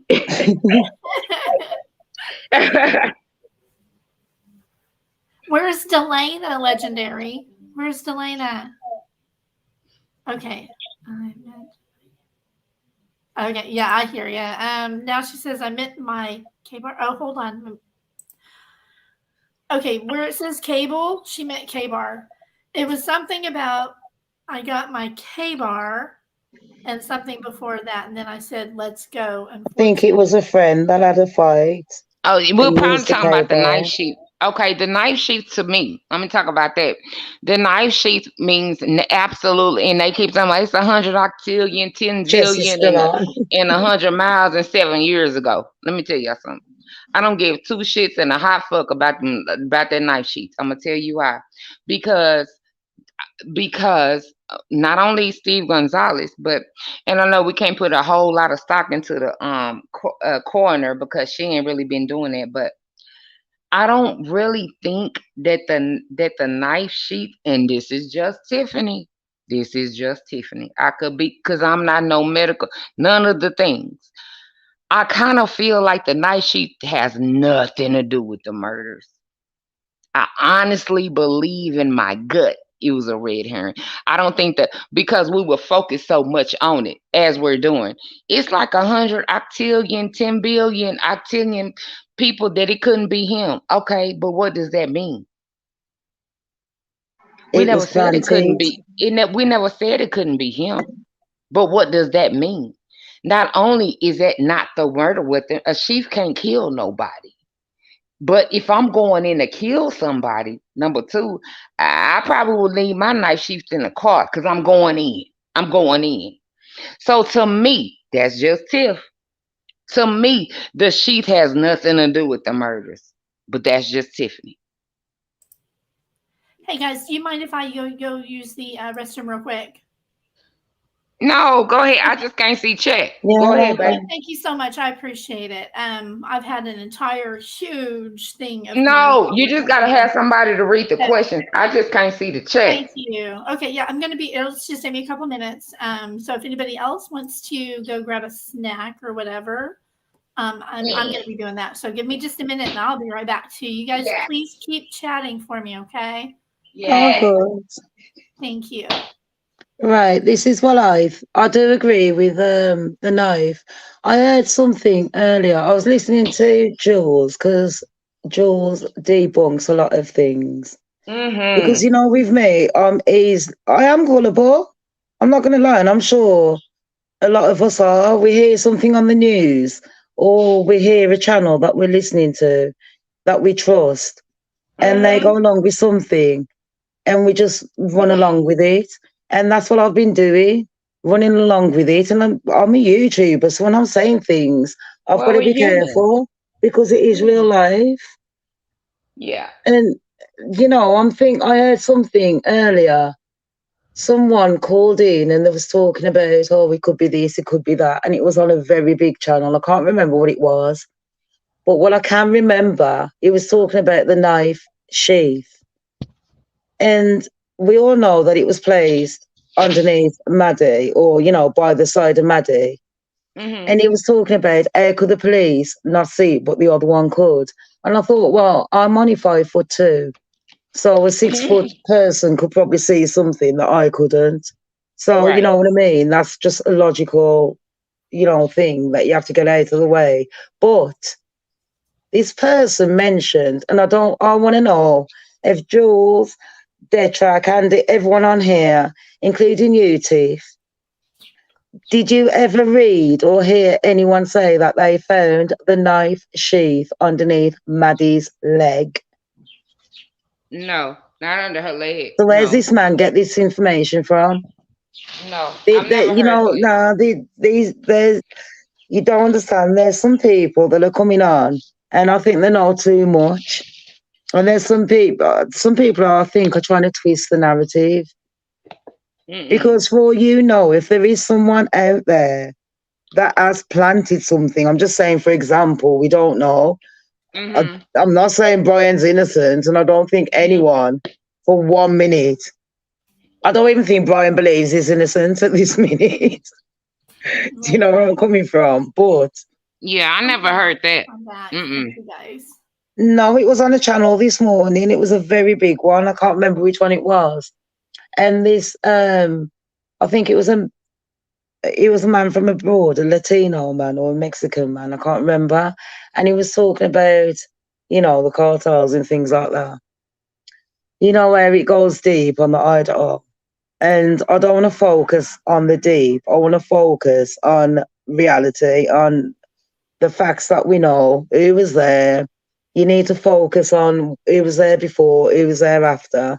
And I do think a few people have been exonerated a bit too quickly in this case. And for all of us to be placing Brian like that, it's just too much for me. Oh, sorry. Exactly what it said. I believe it said that the sheath was placed slightly underneath Maddie and the comforter, and it was visible from the door. So where's he getting this knee from? And now half of the channels are running with it. Do you understand? Like, it's just Where's ridiculous. he getting the what from? This gentleman went on a big channel and he sounded very credible. And you know how some people just pick up things. I'm one of them. I pick up every single conversation. I don't know why, because I'm just nosy. But when he was talking about Maddie, he said that, you know, like, imagine me and you were having a conversation. And I'm like, oh, do you remember when they said that they found Maddie's thing underneath her leg? And then this happened. And he said it like he was actually there, but he wasn't. He was saying it like, he was trying to explain to us a certain situation, but he knew a bit too much for me. And I thought, well, how does he know that that knife sheath was underneath Maddie's leg? How does he know about the tunnels? How does he know about this? How does he know about that? How does he know about what car it would be? Yeah, we don't know. We don't know exactly where it was. It just says slightly underneath Maddie and under the comforter. That's all it says. Yeah, I don't believe that the PCA gets any more detailed than that. So if anybody's saying that they know where it was underneath her and all that, He didn't even say it like that. He was just saying, "Oh yeah," and when they found the knife sheath underneath Maddie's right leg, like the way he said it. Exactly. Yeah. And I thought that's a bit too much. Like, I've never heard none of you lot say anything about the exact place of where it was underneath her leg.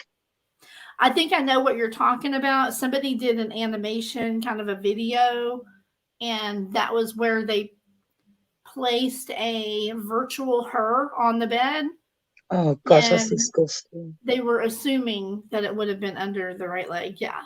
Yeah. I thought you meant as a joke. Imagine. Y'all, I mean, I feed my birds for a hobby. I go for walks. I play with my dogs. I paint.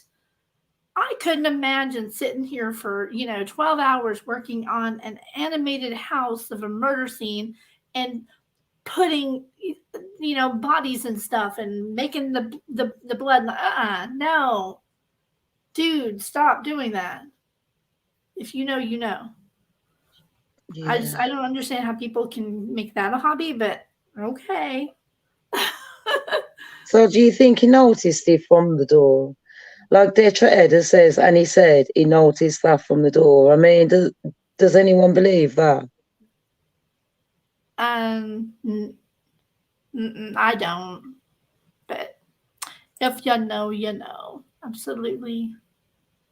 Yeah, that's all it says. It's just underneath. I'm gonna go off. It could have been underneath her side. It could have been underneath her arm. It could have been underneath. It doesn't matter. It doesn't freaking matter. It was underneath her and the comforter. That it said. All right. So was somebody wanting the panel link? Thought I just saw that. Oh, there's Tiff again. Here we go. Hey, girlfriend. Hey, honey bun. Listen, so the puncture ones, are they just saying, is that just the coroner Mabbitt saying that? And it was Steve G. Steve Gonsalves said that. He said it. Yeah, the father. I played that video. Did I not play that for you? Did you not see that? You did? No, I had to run outside. Oh, okay. Girl, all of the things, Exactly. Here's where Steve said it. I'll play it again for you, okay? Okay, no, you don't have to do that. Okay. No. This is my thing. Okay. He said, oh, this is my thing here.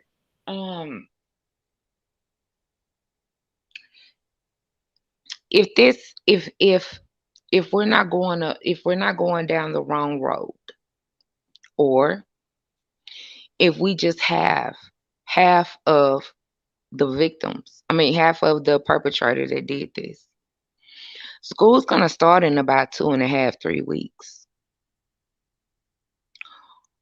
Are we telling these children that we have 100% certainty that we have the right man incarcerated? That can't possibly be right. And that's just the honest to God truth. Because I'm going to tell you something, we don't know.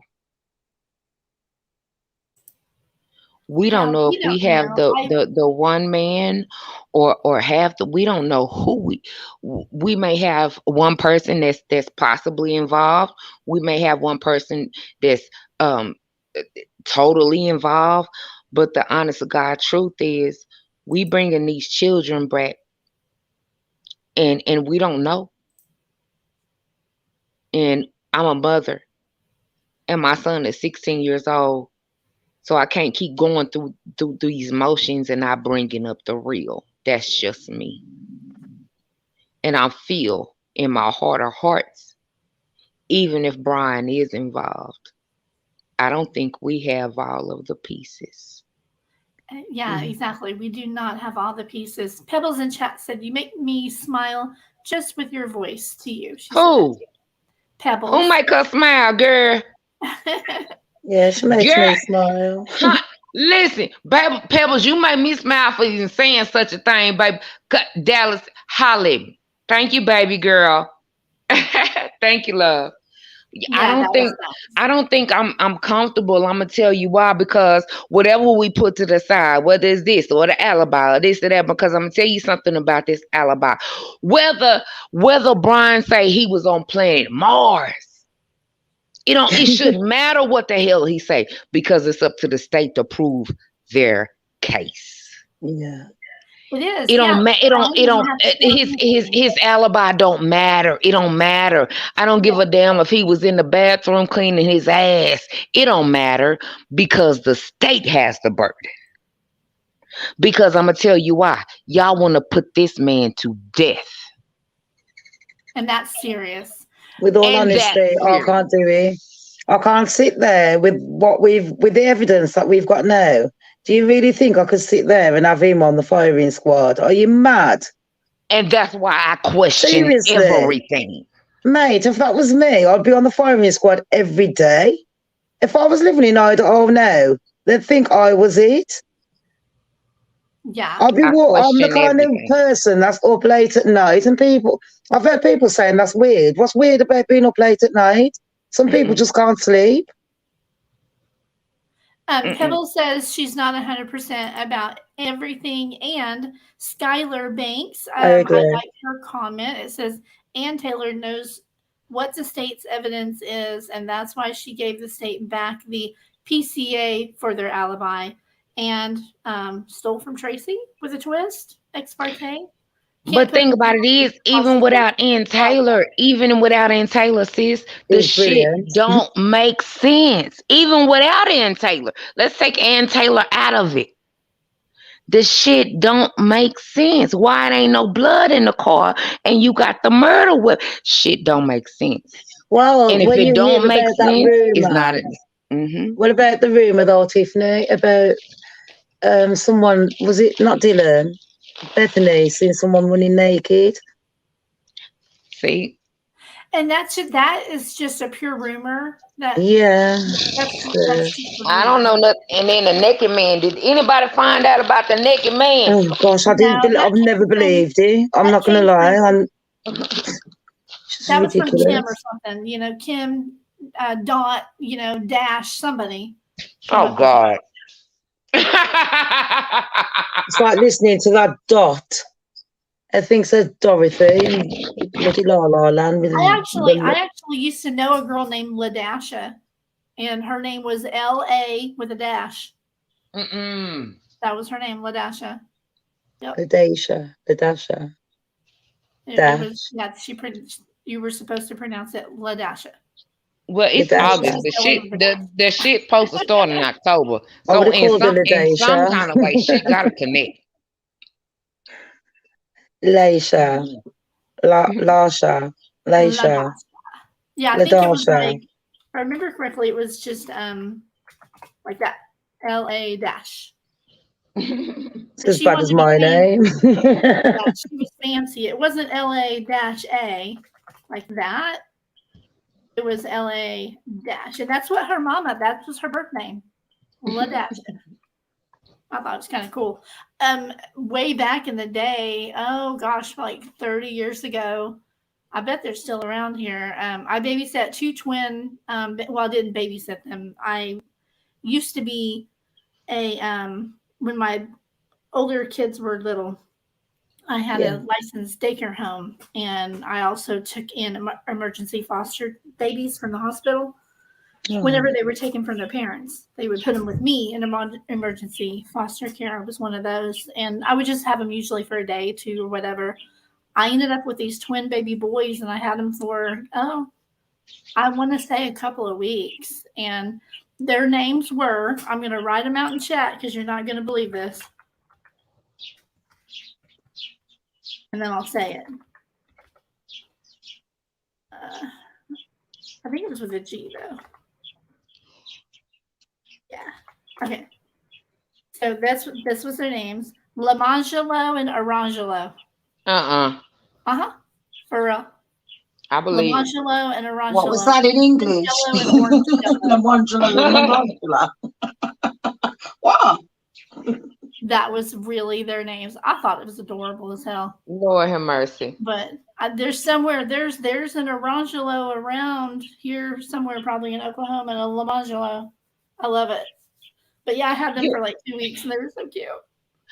You in Oklahoma, you right up the street from me. Hell. Where are you at? Dallas, Texas. I have siblings there, and yeah, I'm coming down there. I'm going to be coming down there in October. That's my birthday, honey. Libra Nation. You got to keep our scales balanced. If not, I get a little bit off. All right.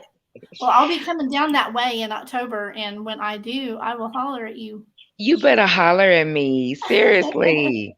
I'm right here, honey. Why don't Legendary and Jules jump on? I want to ask Jules some questions. That's why I'm a nosy curve. Is Jules up here? Jules ain't up here. Is there. They're all here. And like Sleuth is here. Like, you know, we're all here, like having a little convo. And I've been sitting here waiting to ask you lot so long for questions, you know, like so many questions, and you're answering it. And you Americanos, you're so friendly. You're not like us English. We're just like butting in all the time. Hey, Jules, would you mind coming up and explaining what you found? Did you find something? She's cleaning their yard. Oh my gosh, Jules. Okay, gotcha. Just stop the cleaning for 5 seconds. Okay, so you said state's motion for protective order filed 6/16, second page. I'm going to go get it. I agree with that. Wow. I have all these pictures up, so give me a minute. I don't want to close too many windows or we're going to be going bye-bye. So it was the 16th, the 16th of when? Probably this year. Let me go down here. 6/16. I've just missed it. I saw it as well. State's motion for protective order. Here it is. Okay. Second page. All right. Thank you so much, Jules. We'll just have a look at these. And oh, hail. What are we looking for again? Second page. Here, oh, thank you. Here it is right there. The sheath was face down or buttoned down. It's said buttoned down in another document, and partially under both Madison's body and the comforter on the bed. And it was a K-bar knife sheath. What if? Thank you. No, I don't want to speculate. Because it's touch DNA. That could have come from the comforter for all I know. I know it's ridiculous to say that, but do you know where I'm coming from? It's touch DNA. For me, okay, I'm going to show you guys something. For me, and I know I'm going to bore some people because they've already seen this part, so I'm going to do it really quick. For me, it matters where it's found. I've been trying to find where exactly on the sheath that the DNA was found. Was it? I heard you saying. You know, on the other program, when you was trying to find out which of the 4 buttons, and he said it's not called a button, and I thought, well, to me, they're all buttons. Okay, so when you look at a snap, it could be, I think it's right. Okay, where was it on here? Was it here where the thumb touches? Yeah. Was it under here where you grab it? Was it inside down in there? Was it on the outer edge? Was it underneath this piece? Because there's 4 pieces total. to a snap. Where was the DNA? That's what I want to know. Because if it's just on this right here and there's no other DNA on that entire sheet, any of the I'm not buying fixtures, it can't be. Yeah, but if it's deep inside there, right? And you can, that indicates that it was probably really there and he just didn't clean well enough. If they found it deep inside, then I would buy it, actually. Would you? If it's only here on the outside of the button, I'm not going to buy it. Sleuthin, I'm absolutely the opposite. What about you, Tiff? You're opposite? You think that if Yeah, I would have thought, I would have bought it. Oh my gosh, if me and you was on the jury, you see, you would have got away with it because we wouldn't have agreed. If it was underneath here or underneath here, it's actually more reliable than just being on the outside, because you can easily plant something on the outside. You got to work to get it on the inside of the snap. True. Not on the outside. That's what I'm saying about this right here, which is what you would touch with your thumb if you're opening it. Now they're closing it. Yeah, you're right. And then you clean it properly. Yeah, you are right. So if it's inside this little teeny tiny areas, then I could buy it. But if it's only on that outside where you see this person touching their knife, I don't buy it. Then you got more chance of it being planted, or just a touch DNA. Exactly. Thing is, how did the knife sheath get there? Was it planted or was it accidental? Because you got to think who was on alive first. Because if someone was if it was Ethan and Zana, wouldn't it have their DNA on it, or would it not? And I don't know. Would not. No, not at this point, because this would have happened when the person was upstairs, right? So the sheath got left behind. It would only have, maybe the girls, maybe just Maddie's. Yeah, that's a good point. I never even thought of that. So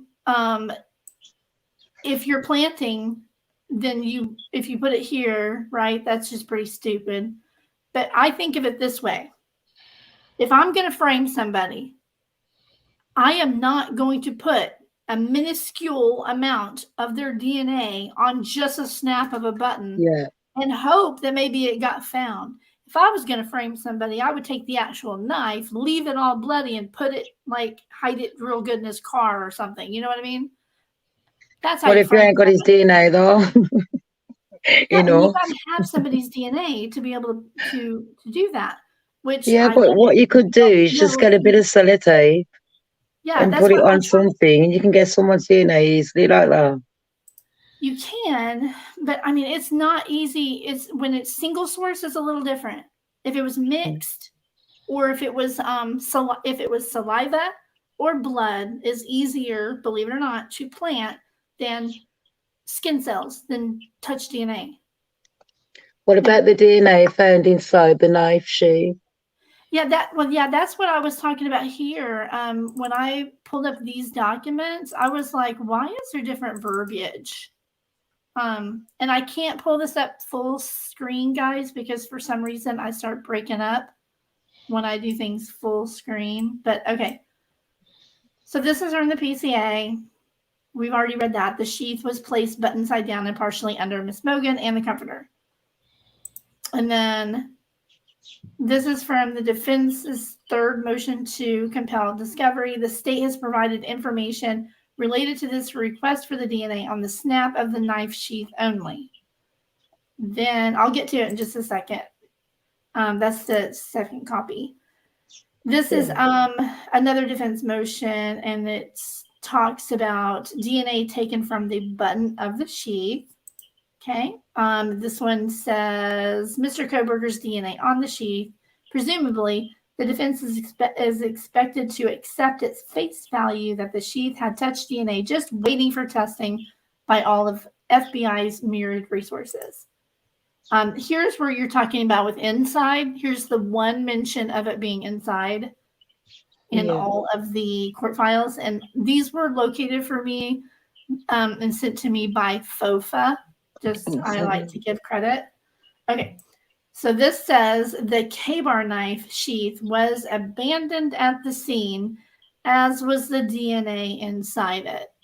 Like what? Who abandons their DNA anyway? I don't really get that. Really strange verbiage. Could you read that bit again, please? Sorry. Yes, it says the K-bar knife sheath was abandoned at the scene, as was the DNA inside it. Kind of weird, right? Yeah, as was the DNA. You can't abandon. How can you abandon your DNA? Well, I think I know what they meant. It was accidentally left there. I guess, but it still doesn't make any sense. But abandon could mean it was. And this is the reference to the additional DNA found, and it says request 3 profiles uploaded to a DNA database. The state has provided information related to this request for the seized item, the knife sheath only. So there's still stuff that the defense is wanting from the state that they have not yet turned over. That was on the last, the declaration of Ann C. Taylor in support of their 3rd motion to compel. And I think they've got like 6 motions to compel now. So yeah, it's been a lot. But that's why I was trying to find, like, where exactly on the sheath is the DNA? Because to me, that matters. It should matter to a jury as well. I didn't even think until you just told us about the inside of the, the bottom bit. You've explained it absolutely clearly, because I wouldn't even have thought of that if I was on the jury. Well, I think this case is probably going to be just a battle of expert witnesses. Do you agree? Yeah. I mean, Brian hasn't got nobody to...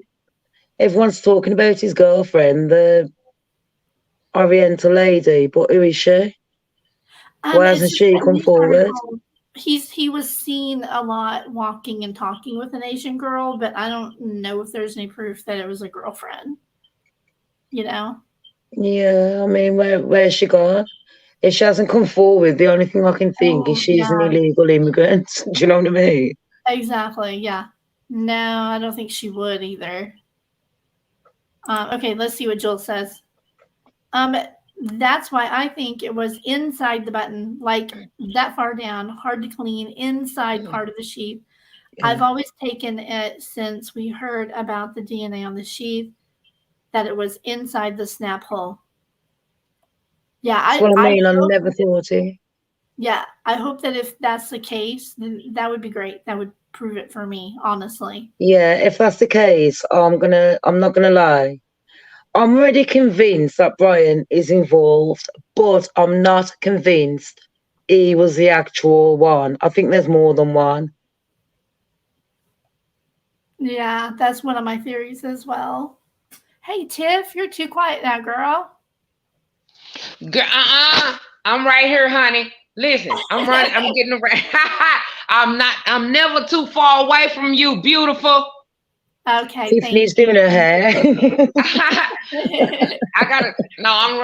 I'm getting myself together. I got therapy. Y'all listen, I'm not gonna derail the chat, but most of y'all in the chat that I already know, I got hit by a CrimeSleuthin. You ain't never heard my testimony. I got hit by a bus in the ice storm in Dallas, Texas in 2021. I got hit by a dart bus, honey.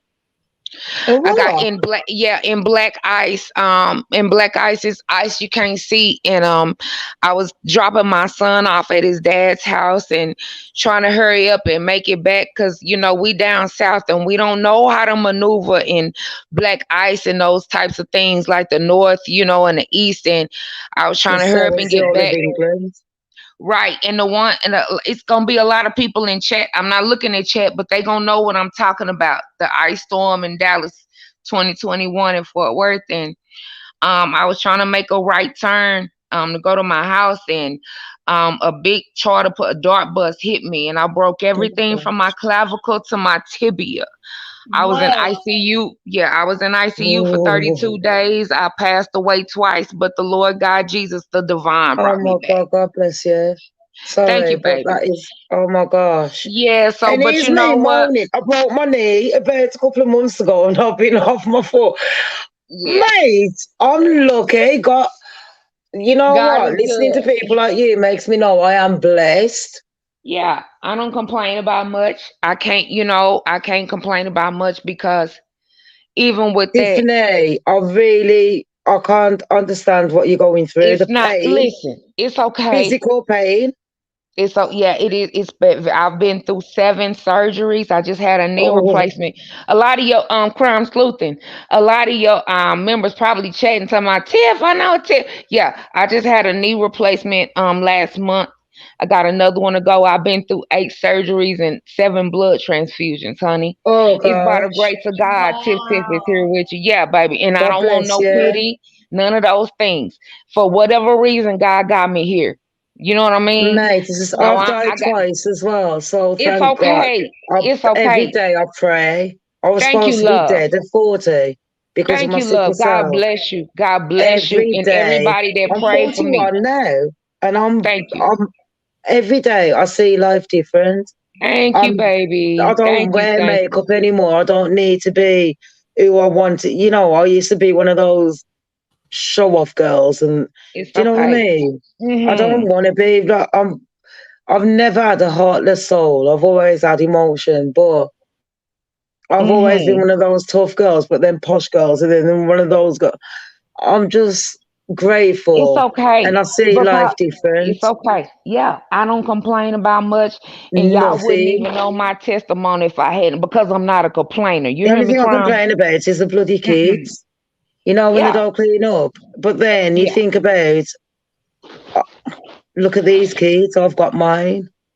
yeah. Do you know what I mean? They're moaning Absolutely. about things like that. That's small blessings. Yeah, yeah. Sorry, I feel upset, man. It's I'm okay. so upset It about is those okay. kids. Listen, it's all right. I'm upset about So, what happened to you. I'm upset. It so I'm pisses disabled. me So off. everybody say, because I'm an RN. You know what I'm saying? So they say, And what you I know the said, worst thing is, yeah. what I if say Brian gets done? I'm medically retired. Listen. So it's all right. So I'm hearing y'all. I got you on my earbuds. I'm listening. I got you. All right. I got Awesome. you. Thank you. Um, Yeah, and I'm not a complainer, none of those things, because it could have been a lot worse. But Lord, I thank you. So I don't complain. I don't complain, and I thank God for every breath that I take. That's why I question everything. I question everything, and I treat people I treat people the way that I want to be treated. I just do, because that's the way that you want to be treated. You know what I mean? You know what though? Can I just say, Tiff and Sleuthy and Ma'am, everyone, yes, ma'am. no matter what happens in this trial, tell the truth, everybody, regardless of whether Brian goes up, whether he's charged or not. We're always going to be questioning this, aren't we? Forever, That's what hurts. Because forever. to me, it's like it's never going to be Mm-mm, resolved. mm-mm, And mm-mm. Brian doesn't make it very easy for any of us. Do you know what I mean? Because I'm not trying to stick up for Brian. I want answers for these children. The thing For about it these, is, I and I don't even don't blame. want, and it's not just these children. I don't want people, not just in Idaho. I want to feel safe in my own bed. Mm-hmm. Mm-hmm. Look how tall Ethan was. Mm-hmm. Look how many people was in that yard, and there was cars in there. For out of every single property, why that property? Mm-hmm. I can't get my head around it, and I never will.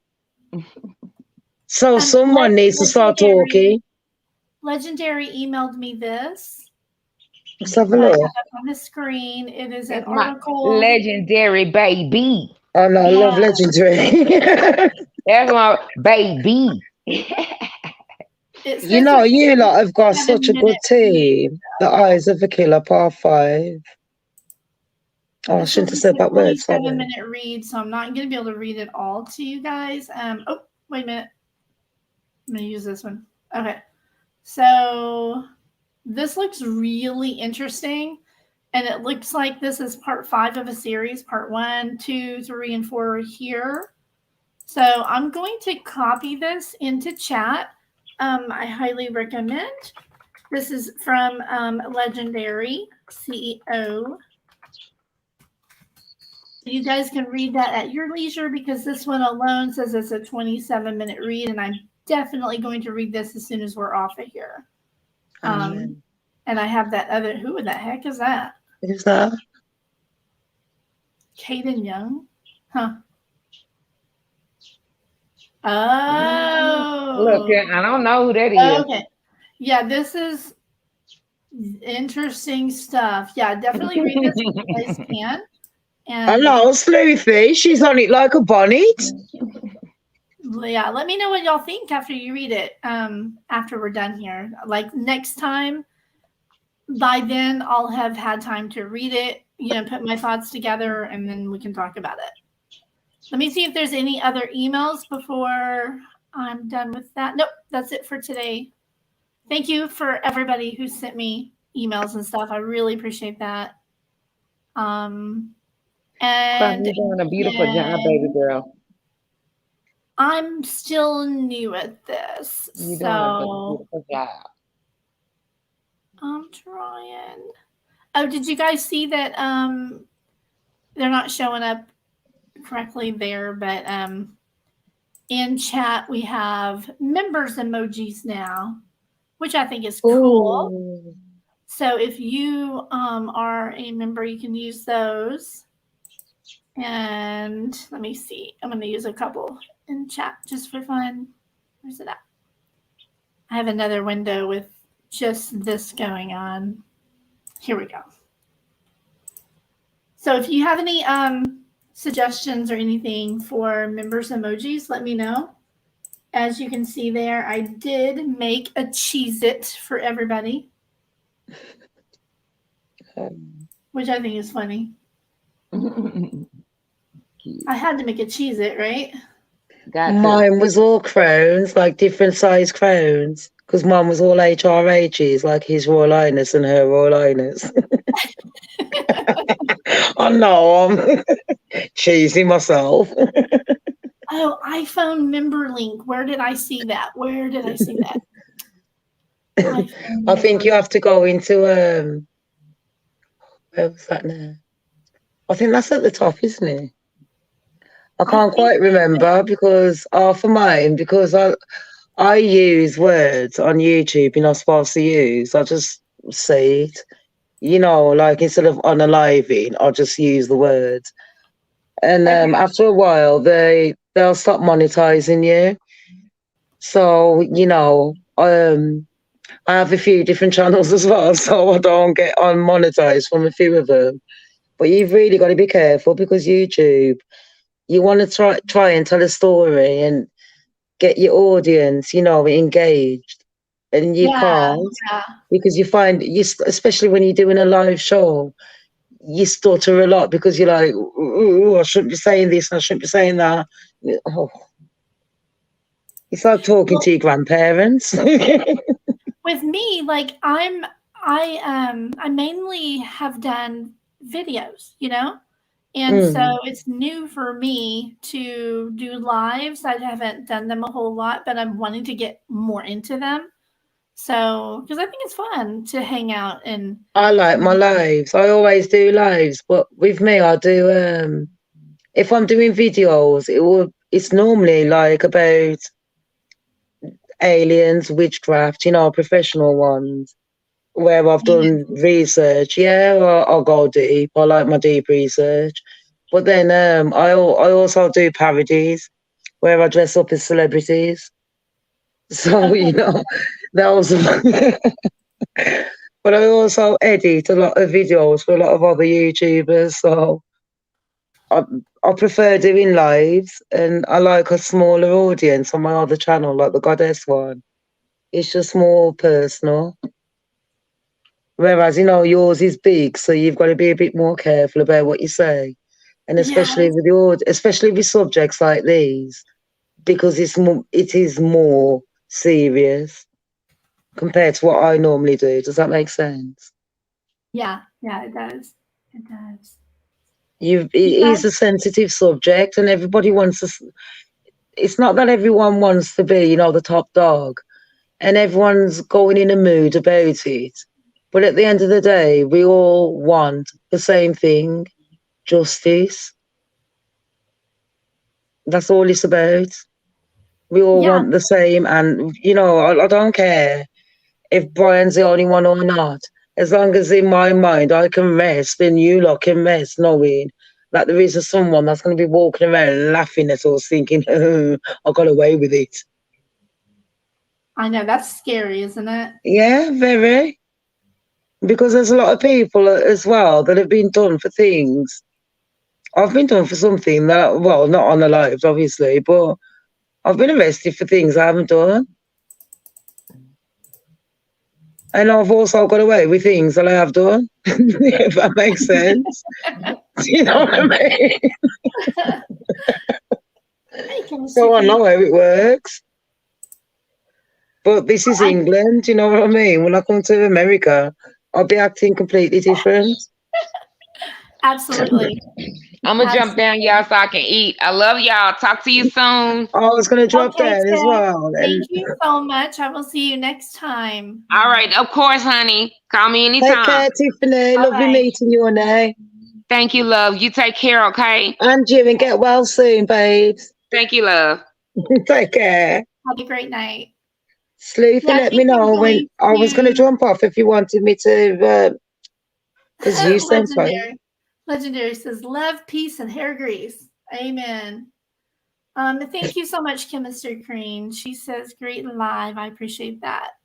I think I'm going to wrap it up now. I'm getting tired. I need to go fix dinner. Oh, good, honey. Yeah. Well, it's 1 o'clock in the morning for me, so I'm gonna go and get myself a snack and check on my doggies, check on the kids, and then go sleep. Okay. Hey, Candy. Thank you for having me, Sleuthin. I don't have Discord. I mean, I have the app and I have like a profile on there, but that's as far as I've gotten. So if anybody is good with Discord and wants to help with that, I've got Discord. People say I don't go on it. I should drop you my email one of the days. I can help you with anything to do with YouTubing, Discord, anything like that. Okay, awesome. Thank you. And thank you, Candy. Oh, good, honey. I'm going to say bye to everyone. So everyone take care and thank you for having me. Sleuthin, you take care. Shams, you are awesome. Thank you so much for coming up here. Is that just what you go by? Is it Shams? Is that what you go by? No, I've got a few channels. I've got the Shams Don't Care show. And I've also got Shams the Goddess. The Goddess is a bit more rude. Oh, okay, okay. But no, not like that. Not like that. I mean, I'm just very open. I talk open subjects. I think a lot of people would appreciate them. The subjects I talk about. I'll go deep. Email me your. Okay, that link didn't work. Okay, I'll find it and get it for you later, Lady V. I'll update it somehow. Oh, you know what? Go in the description, Lady V. Go in the description of this live because I think it might be in the description, if I remember correctly. If that doesn't work, then I will find it for you later. I hadn't even thought of that, but I think I did put it in the description. Let me look really quick before we go. So if it's not in here, where did I see it? Okay, yeah, underneath the description where it says like and subscribe, right past that, there's a link. Somebody gave me that link, I think, last time and said that was my members link.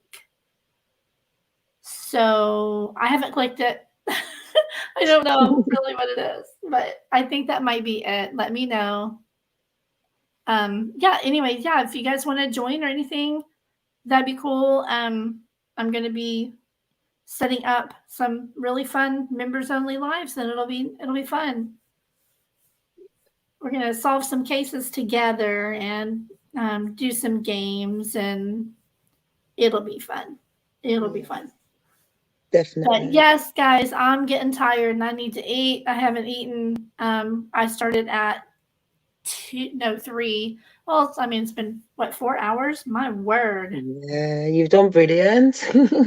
Yeah, I barely had lunch, and it was an early, like a brunch, you know? Oh So my God. I'm hungry and tired, y'all.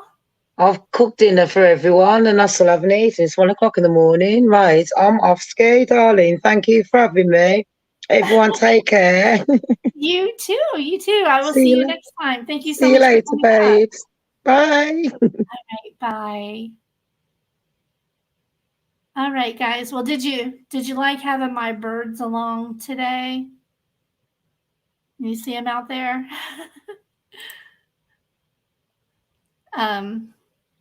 Thank you so much for being here today. Absolutely great panel.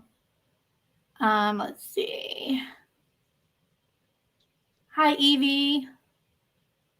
You're coming in right at the end. If you just want to like start at the beginning, that would be cool. And then I always check my comments and interact with people. So I appreciate that very much. Thank you so much, Austin. So yeah, I'm going to go eat, y'all. I'm getting a little, but thank you again very much for coming. Be kind to each other and to everybody. I will see you later. Thank you so much again for being here. I cannot thank you enough. You guys really mean a lot to me. I love interacting with you guys in comment sections, especially and in chat too. So thank you again. I will see you guys later. Bye.